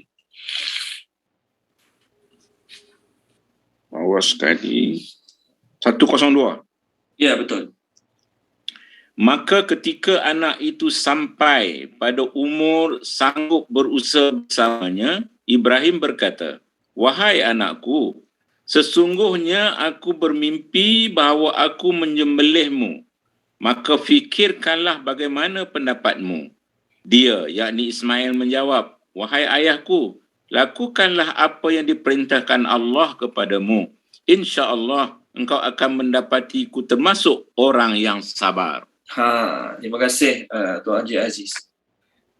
Nabi Ibrahim punya kata-kata tu, ada tak dia kata, "Wahai anak aku Ismail, aku mimpi Allah suruh aku sembelih kamu." Ada tak? Tak ada pun. Lafaz dia pada anak dia tu. Yang dia cakap, "Aku mimpi sembelih kamu." Tu je. Tak ada pun dalam dia kata-kata tu, dalam kata-kata dia, "Aku mimpi Allah suruh aku sembelih kamu." Tak ada. Para Nabi punya mimpi semua benar daripada Allah Ta'ala. Syaitan tak boleh menyerupai sesuatu ataupun menyerupai siapa saja untuk masuk dalam mimpi para Nabi. Dalam sebuah hadis daripada Aisyah radhiyallahu anha, Nabi SAW bersabda, hadis ni hadis Bukhari. Nabi SAW bersabda, "Awwaluma," bukan Nabi SAW bersabda, hadis ni daripada Aisyah radhiyallahu anha. Aisyah radhiyallahu anha kata, "Awwaluma budi'a bihi Rasulullah sallallahu alaihi wasallam min al-wahyi ar-ru'ya as-sadiqah fi an-naum. Fakana la yara ru'ya illa ja'at mithla falaqis subhi." Permulaan wahyu bagi Nabi sallallahu alaihi wasallam, ialah mimpi yang sangat benar dalam tidur. Maka Sayyidina Aisyah berkata, tidaklah baginda bermimpi melainkan mimpi baginda tu datang dengan jelas sebagaimana jelasnya datang cahaya subuh. Cahaya pagi datang jelas pada para nabi, pada Nabi Muhammad. Cahaya pagi itulah yang Allah Ta'ala datangkan pada Nabi Muhammad sallallahu alaihi wasallam dalam mimpi. Maknanya Nabi SAW bila tidur dia bermimpi. Kita ni kadang-kadang bila tidur mimpi, kita tak pasti apa kita mimpi. Kita tak pasti apa kita nampak dalam mimpi. Tapi Nabi SAW 6 bulan sebelum Nabi dilantik menjadi Nabi, 6 bulan sebelum Nabi dilantik menjadi Nabi, Nabi dapat mimpi yang sangat terang, sangat jelas. Sejelas waktu cahaya waktu subuh. Cahaya lepas subuh tu keluar jelas, nampak ni tiang, ni kayu, ni pokok, ni apa. Kita kadang-kadang nampak tak jelas kat mana, tak tahu. Mimpi kita tu berlaku kat mana, tak tahu. Tapi para Nabi, termasuk Nabi Muhammad, mimpi sangat jelas. Sebab tu dalam sebuah hadis Nabi SAW bersabda, Nabi kata apa tahu? Daripada Ubadah bin Samit radhiyallahu anhu, Nabi kata, "Ru'yal mu'min juz'un min 46 juz'an minan nubuwah." Mimpi seorang mukmin itu adalah satu daripada 46 bahagian kenabian. Mimpi seorang mukmin itu adalah satu daripada 46 bahagian kenabian. Nampak tak kat skrin? Ni, daripada Ubadah bin Samit radhiyallahu anhu, Nabi SAW bersabda, "Ru'yal mu'min juz'un min 46 juz'an minan nubuwah." Mimpi seorang mukmin itu adalah satu daripada 46 bahagian kenabian. Kenapa 1/46? Kenapa 1/46? Allah nak bagi hint pada Nabi, 6 bulan yang kau bermimpi itu, 6 bulan yang Nabi SAW bermimpi itu, Nabi SAW akan jadi Nabi selama 46 kali 6 bulan. Jadi kalau 46 kali 6 bulan berapa tahun? 23 tahun.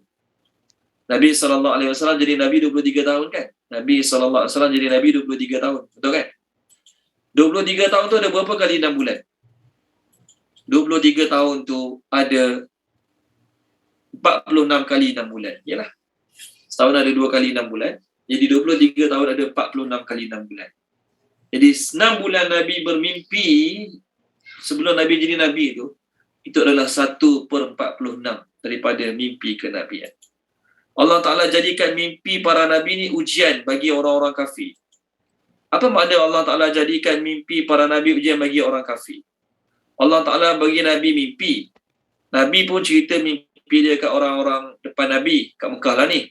Maka apa yang Nabi mimpi itu jadi ujian bagi orang kafir. Sama ada mereka nak menerimanya ataupun mereka nak mengejeknya. Tengok surah Isra' boleh tak? Ayat 60. Surah Isra' ayat 60. Muka surat sekejap saya cari Tolong baca Puan Alina Ghazali boleh? Surah Isra' ayat 60. Muka surat 288 ayat 60. 288 ayat 60. 288 ayat 60.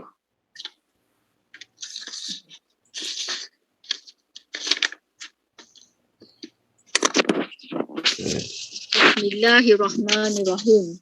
Dan ingatlah ketika kami wahyukan kepadamu, sesungguhnya ilmu Tuhanmu meliputi seluruh manusia. Dan kami tidak menjadikan mimpi yang telah kami perlihatkan kepadamu, melainkan sebagai ujian bagi manusia. Dan begitu pula pohon kayu yang terkutuk, zakum, dalam Al-Quran. Dan kami menakut-nakuti mereka. Tetapi yang demikian itu hanyalah menambah besarkan kederhakaan mereka. Terima kasih Puan. Mimpi itu Allah Ta'ala jadikan mimpi pada para Nabi itu melainkan untuk uji manusia. Bila Nabi mimpi sesuatu, Nabi akan sampaikan pada sahabat-sahabat. Wahyu kan? Maka sahabat yang beriman percaya itu wahyu daripada Allah. Orang kafir, merapu. Mimpi merapu. Baik. Apa kita nak buat kalau kita mimpi? Satu hari hadis riwayat daripada Imam Bukhari, Abu Salamah radhiyallahu anhu, dia mimpi tak baik. Malam tidur mimpi tak baik. Mungkin mimpi mati ke mimpi apa tak tahulah, tapi mimpi tak baik. Mimpi tu menyakitkan hati dia. Mimpi tu menyebabkan hati dia rasa tak tenang, tak senang duduk. Lalu berita tu dia sampaikan, dia cakap pada seorang sahabat Nabi lain nama Abu Qatadah. Abu Umamah cerita pada Abu Qatadah, malam tadi dia mimpi tak bagus mimpi tak tahulah apa dia, tapi mimpi tak bagus. Lalu Abu Qatadah menceritakan pula bahawa dia pernah mimpi. Abu Qatadah cerita, dulu dia pernah bermimpi. Lepas tu mimpi dia pun tak sedap mana. Mimpi tu mimpi buruk. Dia pun jumpa Nabi SAW. Dia jumpa Nabi SAW, apa kata Nabi? Ni kita boleh amalkan dalam kehidupan kita bila kita bermimpi. Pertama tadi mimpi dia 3 lah. Daripada Allah, daripada syaitan ataupun yang mainan tidur kita. Nabi kata, Ar-ru'yal hasanatu minallah. Mimpi yang baik itu daripada Allah. فَإِذَا رَأَى أَحَدُكُمْ مَا يُحِبُّ فَلَا يُحَدِّثْ بِهِ إِلَّا مَنْ يُحِبُّ. Apabila seseorang kamu dapat mimpi baik yang dia suka mimpi tersebut, maka jangan dia ceritakan mimpi itu kecuali pada orang yang dia suka juga. Orang yang dia yakin takkan dengki pada dia, tak akan mengharapkan keburukan pada dia, tak akan menanti-nanti bala pada dia. Kita yakin orang tu tak ada apa masalah dalaman kita. Boleh cerita kat dia. Tapi kalau orang tu kita tak pastilah dia ni baik ke tak baik, dengki ke tak dengki dengan aku, boleh dah cerita kat dia. Dia dapat mimpi baik, maka Nabi kata cerita pada orang yang kita percaya.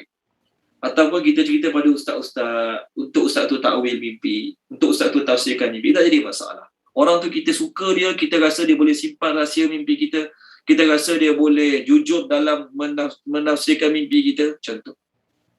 Kemudian, wa idza ra'a ma yakrahu falyata'awwaz billahi min syarriha. Apabila dalam mimpi kita jumpa benda yang tak baik, mimpi jatuh bangunan, mimpi terjun pada gunung, mimpi mati lemas, contohlah, maka Nabi kata hendaklah dia minta lindung dengan Allah daripada keburukan mimpi tersebut. Apa dia kena buat? Apa tu? Nabi kata wal yatfil thalasa marrat. Hendaklah dia buat isyarat ludah 3 kali. Bukan dah betul poin keluar Elio sebiji kena muka bini kat sebelah. Betul dah betul keluar Elio, sebiji Elio kena kat muka bini. Kenapa? Nabi suruh. Isyarat ludah, wal yatfil tu isyarat ludah. Macam tu 3 kali. Kemudian Nabi kata apa lagi? Wala yuhaddis bihi ma ahadan fa innaha la yadurru. Jangan dia cerita mimpi tu pada siapa-siapa. Dapat mimpi buruk jangan cerita pada siapa-siapa. Pada ustaz pun jangan cerita. Pada suami isteri jangan cerita juga. Fa innaha la yadurru. Dengan demikian mimpi itu tidak berbahaya pada diri dia. Dapat mimpi buruk cerita kat orang ramai. Orang tu pula dengki dengan dia, takwil pelik-pelik. Takut-takut pelik-pelik tu terjadi pada diri dia. Baca dia a'udzubillahi minasyaitonirrajim boleh, ataupun baca dia satu doa tu a'udzubillahi minasyaitonirrajim wa min syarri hazihi ru'ya. Aku minta lindung dengan Allah daripada mimpi yang buruk dan daripada syaitan yang direjam dan daripada mimpi buruk ini.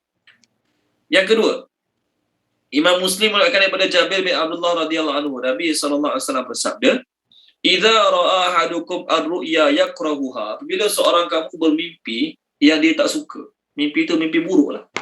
Falyabsuq an yasarihi salasan. Hendaklah dia ludah sebelah kiri 3 kali. Isyarat ludah. Bukan ludah betul, qalaqah bukan. Wal yata'awwaz billahi minasyaitan salasan. Baca a'udzubillahi minasyaitan 3 kali.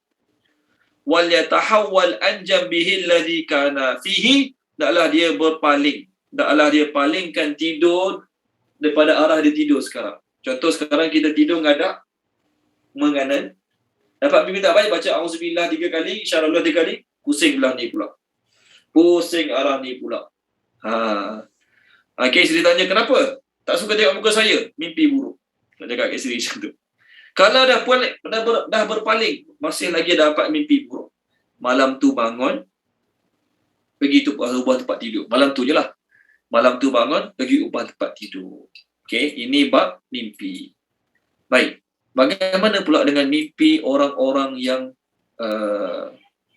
Nabi kata tadi mimpi daripada Allah? Bagaimana dengan orang yang mimpi daripada Allah? Maksudnya mimpi dia tu betul. Dalam sebuah hadis Nabi SAW bersabda, bab mimpi lah ni Nabi SAW bersabda, tidak berbaki daripada kenabian melainkan mubasyirat. Okay, Nabi SAW bersabda, lam yabqa minan nubuwah illa al-mubasyirat. Tidak berbaki daripada kenabian. Maksudnya wahyu-wahyu tak ada dah. Mana ada wahyu dah lepas ni. Kecuali mubasyirat. Berita gembira. Berita gembira. Mubasyirat. Berita gembira. Sahabat tanya, ya Rasulullah, mubasyirat tu apa dia? Nabi SAW berjawab. Nabi SAW jawab, ar-ru'ya salihah yaraha ar-rajulu salihu au yuralahu. Mubasyirat tu ialah mimpi yang baik yang dialami oleh seorang yang soleh ataupun dilihat oleh orang lain untuknya. Orang lain mimpi, tengok orang soleh tersebut. Itu dia panggil mubasyirat, mimpi-mimpi yang baik. Sebab tu untuk hamba-hamba Allah yang baik ada busyra, berita gembira. Berita gembira tu kat mana? Dalam mimpi dia boleh dapat berita gembira tersebut. Tengok surah Yunus. Ada ayat kita dah lalu. Yes. Muka surat 216. Tolong baca dia, muka surat 216. Puan Nur Saidi Adam. Ada Puan Nur Saidi Adam? Ada tak Puan Nur Saidi Adam?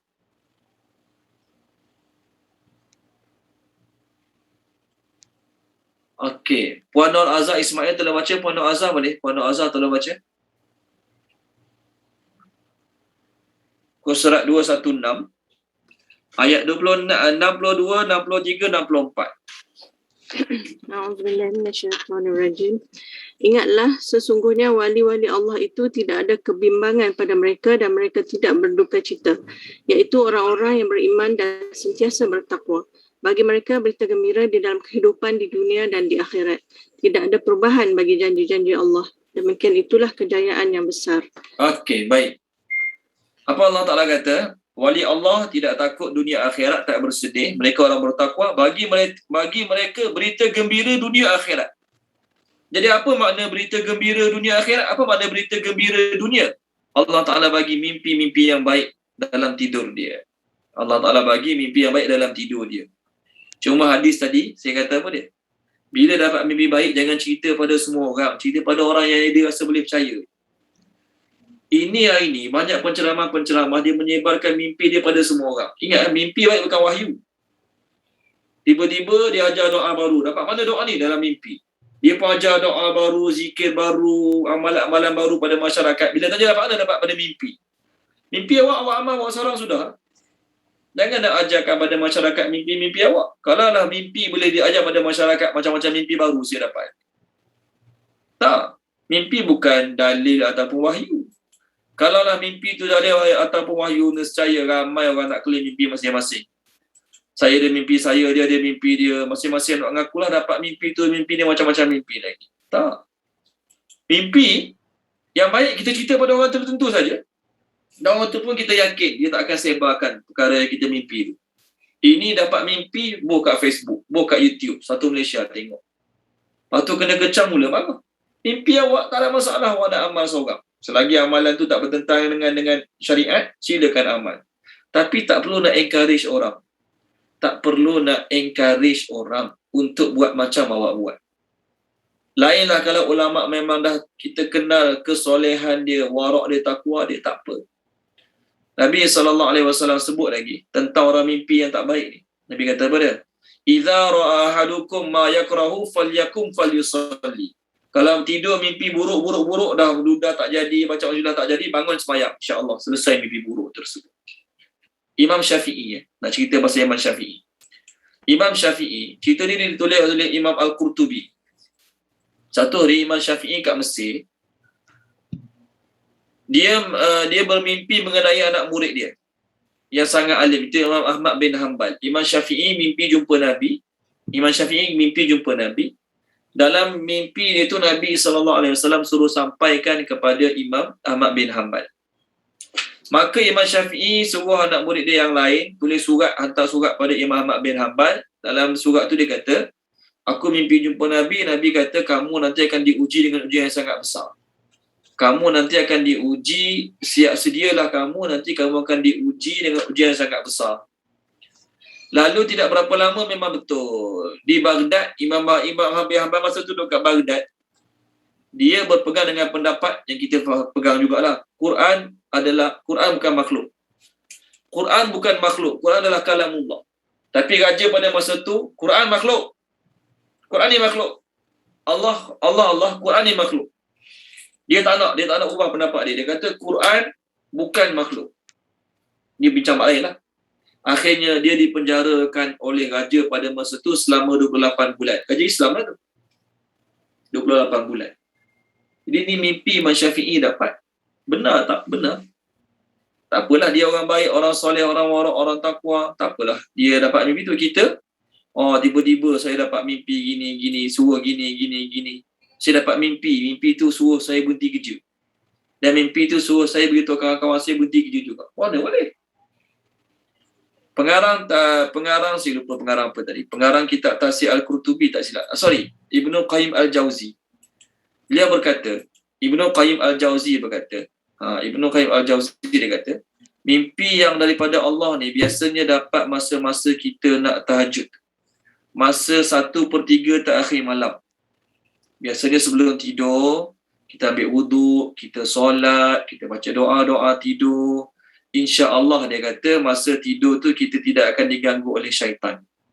Dan biasanya kalau kita dapat mimpi, Ibn Qayyim tulis lah ni, barang siapa yang mimpi tu dia nak tapi kalau kita dapat tidur dan mimpi sebelum subuh, waktu tu insya-Allah dia kata waktu tu waktu mimpi benar daripada Allah Ta'ala. Ibn Qayyim kata lagi, siapa nak mimpinya benar, maka dia kena latih diri cakap benar. Jangan menipu. Walaupun bergurau, jangan. Cakap benar, jangan menipu. Makan benda yang halal. Jangan makan benda-benda bukan sekadar yang haram. Yang syubhah pun tak makan. Dan jaga perintah Allah, jangan tinggalkan. Jaga larangan Allah. Jangan buat apa Allah Ta'ala tak bagi buat. Sebelum tidur ambil wuduk dengan sempurna. Baring hadap kiblat. Okay, ni hadap tidur lah ni. Baring hadap kiblat, tasbih Fatimah, baca 3 kul, hembus tapak tangan, sapu seluruh badan. Dan dia teruskan, dia akhiri tidur dia, bukan akhiri tidur dia dah habis apa-apa malam yang Nabi ajar dalam hadis, dia zikir sampai tertidur. InsyaAllah dia zikir sampai tertidur. Okay, dia zikir sampai tertidur, insyaAllah mimpi dia akan dapat mimpi yang baik. Mimpi Nabi SAW, Nabi SAW kata, man ra'ani fil manam faqad ra'ani fil yaqazah. Siapa yang tengok aku dalam mimpi, maka dia sebenarnya macam tengok aku di alam yang real, yaqazah, alam real. Macam mana nak mimpi Nabi? Selawat pada Nabi, banyak baca kisah Nabi, doa pada Allah. Ada orang belajar Sahih Bukhari, hari-hari dengar qala Rasulullah sallallahu alaihi wasallam, Nabi sallallahu hari sebut nama Nabi tapi tak mimpi Nabi. Jumpa ustaz dia, macam mana nak bagi mimpi Nabi? Taubat sungguh-sungguh, istighfar sungguh-sungguh, selawat sebanyak mana mungkin kamu mampu setiap hari. Dia pun mula-mula selawat, dia pun mula amalkan selawat, dan dia doa hari-hari solat hajat supaya Allah Ta'ala bagi dia mimpi jumpa Nabi. Akhirnya dia mimpi jumpa Nabi SAW. Kita kalau dah dapat mimpi Nabi, alhamdulillah. Kalau dalam mimpi tu kita dapat jumpa Nabi, memang betul tu Nabi. Syaitan tak boleh menyerupai wajah Nabi. Kalau kita masih belum dapat jumpa Nabi dalam mimpi, selawat pada Allah banyak-banyak. Doa pada Allah agar Allah bagi kita mimpi jumpa Nabi. Imam Ghazali Imam Ghazali kata dalam Tafsir Al-Azhar ni, semua yang saya terangkan dalam Tafsir Al-Azhar. Kalau kita mimpi jumpa ular ke, kalajengking ke, atau binatang-binatang berbisa, binatang-binatang bahaya dalam mimpi kita, maka Imam Ghazali kata, itu bukanlah Allah nak beritahu pasal ular. Allah nak beritahu bahawasanya dosa-dosa kita banyak sangat. Maka dosa-dosa kita buat di waktu selain tidur tu, Allah Ta'ala datangkan dalam tidur bagaikan bentuk benda-benda berbahaya. Ular bahaya, binatang berbisa bahaya, rimau ke, apa lagi, binatang-binatang bahaya kan. Itu semua sebab dosa-dosa kita di siang hari yang banyak sangat. Jadi kalau kita pernah mimpi ular, mimpi kalajengking, mimpi kena kejar binatang besar-besar, maka Imam Ghazali kata, mimpi itu datang sebab dosa kita banyak sangat buat di siang hari. Dan mimpi ni bukan sahaja berlaku pada orang baik. Kadang-kadang berlaku pada orang tak baik. Kadang-kadang mimpi itu betul, kadang-kadang mimpi itu real, kadang-kadang jadi tak real. Contoh Fir'aun. Kenapa dia bunuh Bani Israel? Kenapa Fir'aun bunuh bayi lelaki Bani Israel? Fir'aun mimpi tau. Fir'aun mimpi. Apa Fir'aun mimpi? Fir'aun bermimpi. Saya dah sebut nama tadi. Pakar tafsir mimpi tahu tak siapa dia? Ibnu Sirin. Imam Ibnu Sirin adalah pakar tafsir mimpi. Kita bukan pakar tafsir mimpi, tapi kalau ada orang datang kat kita ngadu, Ustaz saya mimpi ni semalam. Kita bukan pakar tafsir mimpi, saya mula belajar bab tafsir mimpi. Orang tanya saya, Ustaz malam tadi saya mimpi gini. Maka kita yang dengar mimpi baik orang, hendaklah kita mentakwil dengan takwil yang baik. Oh, tu tanda Allah nak bagi awak ilmu lebih tu. Tu tanda Allah Ta'ala nak bagi awak rezeki lebih tu. Tu tanda Allah nak bagi awak isteri lebih tu. Contohlah. Jadi bila orang kita ni ustaz-ustaz orang agama, Tok Imam, Tok Bilal, Tok Siap, pengurusi surah ke, orang akan datang jumpa kita. Mungkin orang nampak kita baik sikit, warak sikit, takwa sikit. Malah si mimpi ni lah apa maknanya. Maka sunat bagi kita, yang bila orang datang mengadu mimpi tu mimpi ni, kita takwil yang baik, kita tafsirkan yang baik untuk dia. Tu tanda awak nak murah rezeki lah. Dalam kitab Ibn Sirin kata, siapa yang dalam mimpi dia ada susu lah. Mimpi minum susu ke, beli susu ke, perah susu binatang ke, maka susu tu adalah lambang ilmu. Susu tu adalah lambang ilmu. Maknanya Allah Ta'ala nak bagi ilmu lebih lagi kat dia. Allah Ta'ala nak tambahkan ilmu lebih lagi kat dia. Boleh? Jadi Fir'aun dia mimpi, api keluar daripada rumah Bani Israel, bakar rumah orang Kipti. Api keluar daripada rumah orang Bani Israel, bakar rumah orang Kipti. Dia pemanggil lah penasihat mimpi dia ni. Kafir. Penasihat mimpi dia kafir. Bukannya Islam. Kafir macam dia juga. Apa makna mimpi dia? Maka penasihat dia kata, makna mimpi Tuhan ialah akan lahir seorang bayi lelaki Bani Israel yang akan menghancurkan kerajaan Tuhan. Benda tu berlaku tak? Benda tu berlaku. Apa yang Fir'aun mimpi, itu berlaku. Apa yang ditakwilkan oleh penasihat dia, betul-betul berlaku. Sebab tu dia keluarkan perintah, bayi lelaki lahir dia, potong-potong, sebelah-sebelah, bunuh-bunuh. Satu hari, ni kisah ni saya disampaikan oleh Profesor Ibrahim Zaid, pensyarah APJ. Dia mengajar tafsir juga. Dia kata satu hari, Sayyidina Ali radhiyallahu anhu, okey, bermimpi. Sayyidina Ali radhiyallahu anhu bermimpi. Dia mimpi dalam tidur dia tu, Rasulullah SAW datang masjid, Ada seorang wanita tua bagi kurma kat Nabi. Seorang wanita tua bagi kurma pada Nabi SAW. Lalu Nabi SAW bagi kurma tu pada sahabat-sahabat lain. Sampai turn dia, Nabi bagi 2 biji kat dia. Nabi bagi 2 biji kat dia. Dia pun sedar pada mimpi. Esoknya, keesokannya, pergi masjid. Masa tu khalifah pada zaman tu Sayyidina Umar Al-Khattab radhiyallahu anhu. Khalifah pada zaman tu adalah Sayyidina Umar Al-Khattab radhiyallahu anhu. Pergi masjid. Ada orang bagi kurma kat Sayyidina Umar radhiyallahu anhu. Maka Umar pun bagilah kurma tu pada sahabat-sahabat yang dekat masjid. Sampai turn Sayyidina Ali, Sayyidina Umar bagi 2 biji kat Sayyidina Ali. Sayyidina Umar radhiyallahu bagi 2 biji je kat Sayyidina Ali radhiyallahu anhu. Maka Sayyidina Ali tanya, kenapa saya dapat 2 biji? Apa jawapan Sayyidina Umar? Kalau Rasulullah bagi awak 2 biji je malam tadi, takkan saya nak bagi lebih pada awak. Maknanya Sayyidina Umar pun mengalami mimpi yang sama yang dialami oleh Sayyidina Ali radhiyallahu anhu. Orang baik-baik, sama-sama mereka dapat mimpi yang baik-baik daripada Allah Subhanahu Wa Taala. Dan kalau kita tengok bab azan, tajuk pensyariatan azan. Pensyariatan azan. Azan ni kalau kita tengok bab azan, kalau kita baca hadis bab azan, Nabi dengan orang Islam fikir, sampai Madinah, Nabi dengan orang Islam fikir, macam mana nak buat, nak panggil orang datang sembahyang. Ada yang show kita pukul beduk, pukul gendang, buat macam orang-orang Nasrani. Ada pendapat mengatakan kita bakar api, nyalakan api. Jadi bila nampak ada api, ada asap, itu tanda kena sembahyang.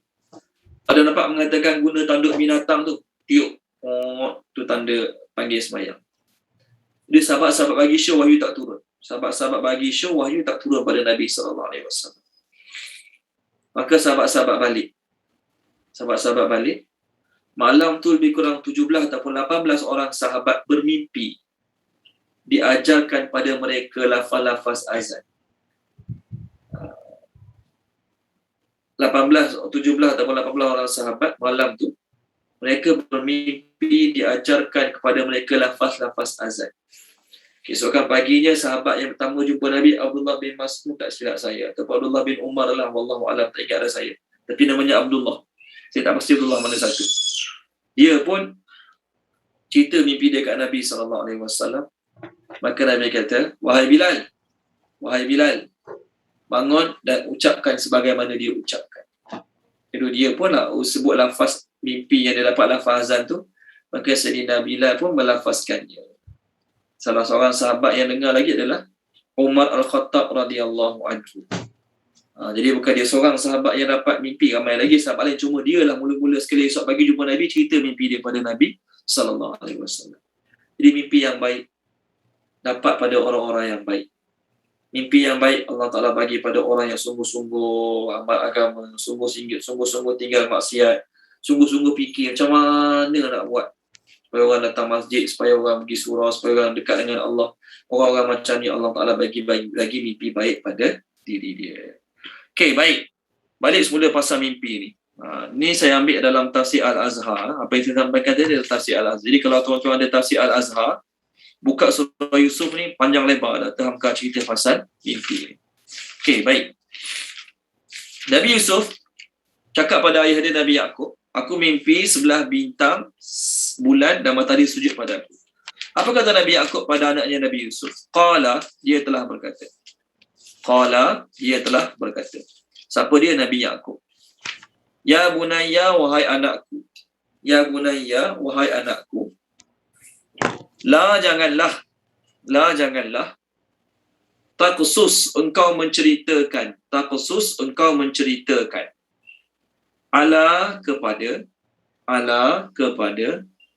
ikhwatika, adik-beradikmu. Fa maka yakidu, mereka akan buat perancangan jahat. They should arrange. Apa dia katalah, mereka akan buat perancangan jahat. Laka bagimu, against you. Laka bagimu. Kaidan, a plot, satu perancangan jahat. Inna sesungguhnya syaitan lah, li bagi al-insan manusia aduun musuh mubin yang nyata. Tuan Haji Abdul Kahar ada tak? Tuan Haji Abdul Kahar ada? Puan Azhar, Tuan Haji Kahar ada? Ada. Tolong terjemahkan. Bismillahirrahmanirrahim. Dia telah berkata, wahai anakku, janganlah engkau menceritakan mimpimu atas adik-beradikmu. Maka mereka akan membuat perancangan jahat bagimu, satu perancangan jahat. Sesungguhnya syaitan bagi manusia musuh yang nyata. Okey, baik. Terima kasih Tuan Haji Abdul Kahar. Nabi Yaakob dia tahu bila Nabi Yusuf cakap. Nabi Yusuf masa tu budak lagi.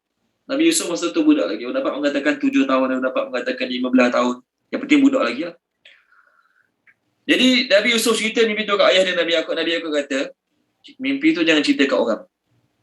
Jangan cerita kat adik-beradik kamu. Sebab Nabi Yaakob tahu adik-beradik dia yang lain dengki, tak suka, cemburu terhadap Nabi Yusuf. Maka Nabi Yaakob cakap, mimpi tu jangan cerita kat adik-beradik kamu. Nanti mereka akan buat perancangan jahat terhadap kamu. Nabi Yaakob ni dia bagi tumpuan lebih pada Nabi Yusuf dan Bunyamin. Sebab apa? Sebab Yusuf Bunyamin lahir mak mati. Mak tak ada. Nak pula dia anak bongsu, mak tak ada. Jadi ayah akan bagi tumpuan lebih lah pada mereka berdua ni. Yang lain dengki. Jadi bila yang lain dengki, Nabi Yusuf tahu, Nabi Yaakob tahu yang lain dengki. Maka Nabi Yaakob kata, jangan cerita mimpi kamu pada adik-beradik kamu. Nanti dia orang akan buat perancangan jahat terhadap kamu. Apa pengajaran dalam ayat ni? Benda baik kita mimpi, bukan dapat tau. Benda baik kita mimpi. Benda baik ni, mimpi naik pangkat, mimpi dapat pergi haji, mimpi dapat buat umrah, mimpi dapat rumah besar, mimpi dapat duit banyak. Mimpi baik lah tu kan? Pada adik-beradik pun jangan cerita. Kalau adik-beradik pun jangan cerita, apatah lagi orang lain. Pada adik-beradik pun jangan cerita, apatah lagi orang lain. Adik-beradik yang seibu, sebapa dengan kita pun dengki dengan kita. Tak bercakap dengan kita. Kita tak buat apa pun. Kita dapat rezeki lebih, kita dapat beli tanah, kita dapat beli rumah, dapat beli kereta. Dengki dengan kita. Kita tak buat apa pun. Pada adik-beradik pun jangan cerita semua nikmat, apatah lagi pada orang luar. Dalam sebuah hadis, diriwayatkan oleh Imam Ibnu Jauzi. Hadis ni dhaif lah. Imam Tabrani, Imam Ibnu Jauzi meriwayatkan hadis ni. Cuma hadis ni tahap dia dhaif. Cuma saya lupa nama dia. Imam Albani mensahihkan hadis. Imam Albani dia kata dia sahihkan hadis. Cuma hadis ni didatangkan untuk sebab dikuatkan oleh hadis-hadis yang lain. Apa kata Nabi SAW? Hadis ni diriwayatkan daripada Muaz bin Jabal radhiyallahu anhu. Nabi SAW bersabda, Nabi kata, ista'inu ala qada'i hawaijikum bil kitman fa inna kulla dhi ni'matin mahsudin. Mintalah tolong, mintalah bantuan untuk ditunaikan hajat-hajat kamu dengan cara sembunyi-sembunyi. Jangan duk terang-terang sangat, aku nak tu, aku nak ni, aku nanti nak beli tu, nak beli ni. Jangan buat secara terang-terang, buat semuanya sembunyi-sembunyi. Sebab apa? Nabi kata, fa inna kulladhi ni'matin mahsudin, kerana sesungguhnya setiap yang diberi nikmat itu ada tukang dengki dia. Nabi kata, setiap yang ada nikmat tu ada tukang dengki dia. Dua orang je dalam dunia ni kita boleh percaya dia tak dengki kat kita. Dua orang je dalam dunia ni kita boleh percaya 100% dia tak akan dengki pada kita. Sebab dia mak dengan ayah kita. Dapat kebaikan, dapat berita naik pangkat, dapat berita dapat gaji, dapat bonus. Cerita kat siapa? Mak ayah. Sebab mak ayah confirm tak akan dengki pada kita. Adik-beradik, walaupun depan muka baik, depan muka manis, tapi hati dia kita tak tahu. Jadi Nabi Yaakob pesan pada anak dia Nabi Yusuf, jangan cerita kat orang. Adik-beradik kamu mimpi ni, nanti dia akan buat perancangan jahat terhadap kamu. Pada adik-beradik pun jangan, orang luar apa dah lagi. Kerana setiap nikmat kita dapat tu ada tukang dengki dia. Cuma kita tak tahu je dia tu tukang dengki kita. Kita tak tahu. Ni terjemah hadis dia ni. Saya cuba share kat skrin . Saya harap tuan-tuan baca. Kalau saya baca nanti bunyi pelik pula lagi. Ada orang tanya Maulana, siapa nama Maulana tu lupa dah. Tentang hadis ni lah. Tentang hadis ni. Ayat apa atas ni? Atas nampak yang saya tulis kat atas ni. Hadis tu berbunyi, fa inna kulladzi ni'matin mahsudin, maka sesungguhnya setiap yang ada nikmat itu didengki. Siapa tak baca lagi? Anak ada Puan Nur Azhar? Cik Anis Aisyah ada tak? Cik Anis Aisyah ada tak? Ada Ustaz. Ada. Boleh tak suruh dia baca kat skrin ni? Translation ni.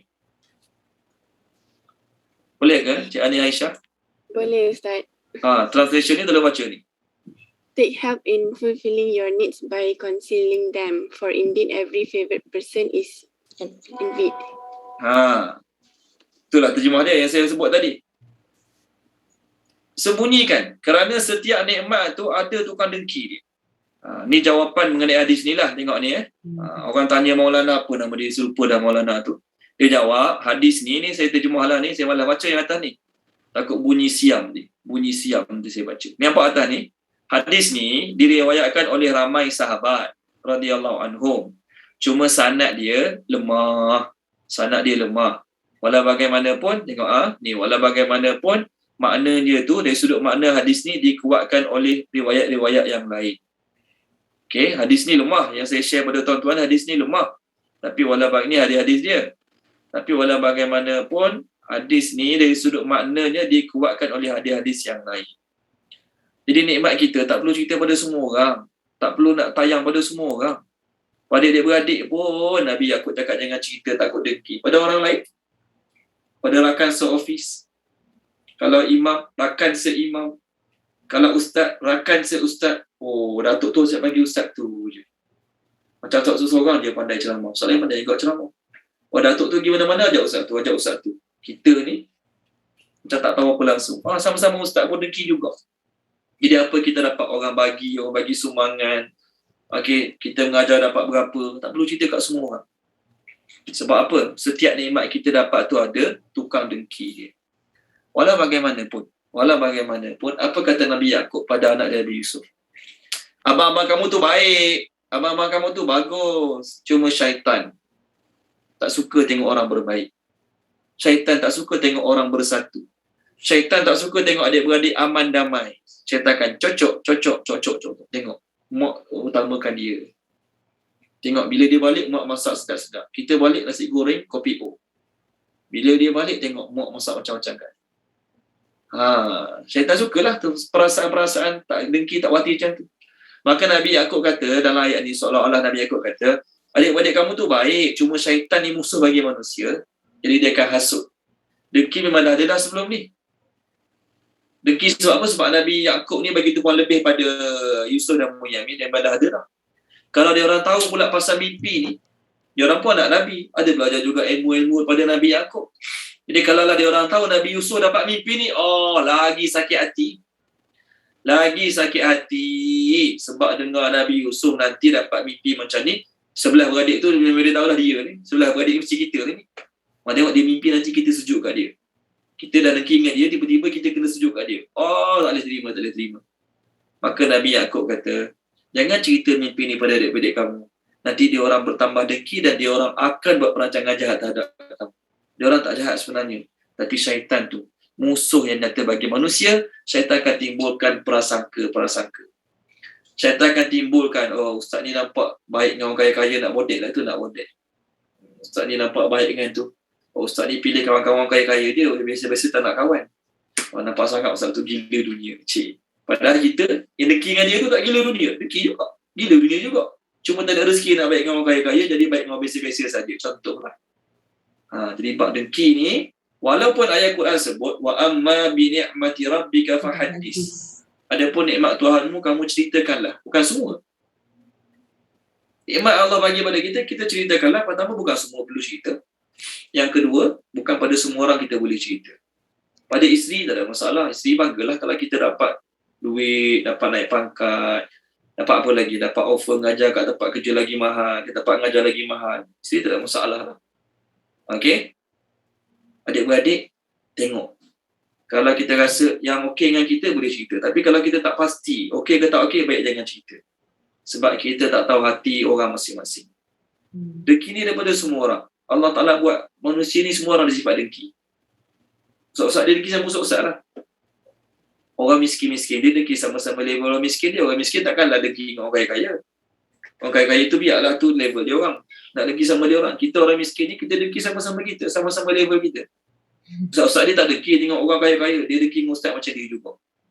Ustaz ni tak ada SPM macam aku juga. Ustaz ni orang kampung macam aku juga. Tapi dia duit banyak lagi bulan-bulan pada aku. Ustaz pun dengki sama ustaz juga.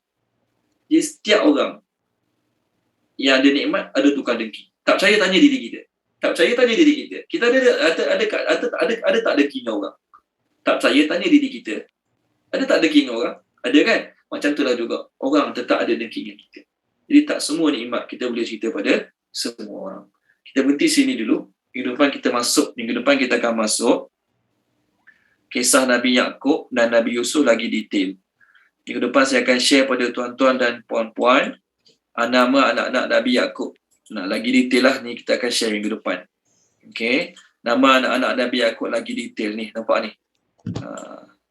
Anak-anak dia daripada Lia 6 orang.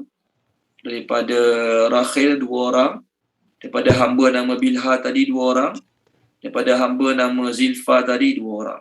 Ini kita akan bincang minggu depan. Adik-beradik Nabi Yaqub. Walau bagaimanapun, nama-nama ni bukan daripada hadis sahih. Bukan daripada Al-Quran. Nama-nama ni diambil daripada Bible. Old Testament, daripada Taurat. Daripada kitab perjanjian lama, Old Testament. Okey, kita berhenti sini dulu. Tajuk kita terakhir malam ni, bab dengki. Yang tukar dengki ni yang Islam ke kafir? Islam. Anak-anak Nabi Yaqub ni Islam. Semua beriman dengan Allah yang Esa. Semua beriman dengan Nabi Yaqub sebagai seorang Nabi. Tapi bab dengki ni tak kisah Islam tak Islam. Semua orang ada. Bab dengki ni bukan Melayu saja ada. Orang selain Melayu, selain bangsa Melayu, selain orang Islam pun ada juga dengki-dengki. Dosa pertama berlaku kat langit sebab dengki. Iblis dengki dengan Adam. Dosa pertama berlaku kat bumi sebab dengki. Qabil dengki dengan Habil. Okey. Kita sama minggu depan insya-Allah. Yang baik pada Allah Ta'ala, tak baik daripada kekurangan kelemahan saya. Minta maaf pada tuan-tuan, minta ampun pada Allah Subhanahu Wa Ta'ala. Bismillahirrahmanirrahim. Subhanallah wa bihamdihi, subhanakallahumma bihamdika, asyhadu an la ilaha illa anta, astaghfiruka wa atubu ilaih. Allahumma zayyinna bi zinatil Qur'an, wa akrimna bi karamatil Qur'an, wa syarrifna bi syarafatil Qur'an, wa adkhilna al-jannata bi syafa'atil Qur'an, ya dzal fadli wal ihsan. Allahumma inna nas'aluka ilman nafi'a wa rizqan wasi'a wa rizqan mubarakan wa amalan mutaqabbala. Allahumma anfa'na bima 'allamtana wa 'allimna ma yanfa'una wa zidna ilma walhamdulillahi rabbil alamin. Terima kasih semua. Assalamualaikum. Selamat malam. Assalamualaikum. Terima kasih Ustaz. Sama-sama. Ustaz. Good to be. Assalamualaikum. Assalamualaikum.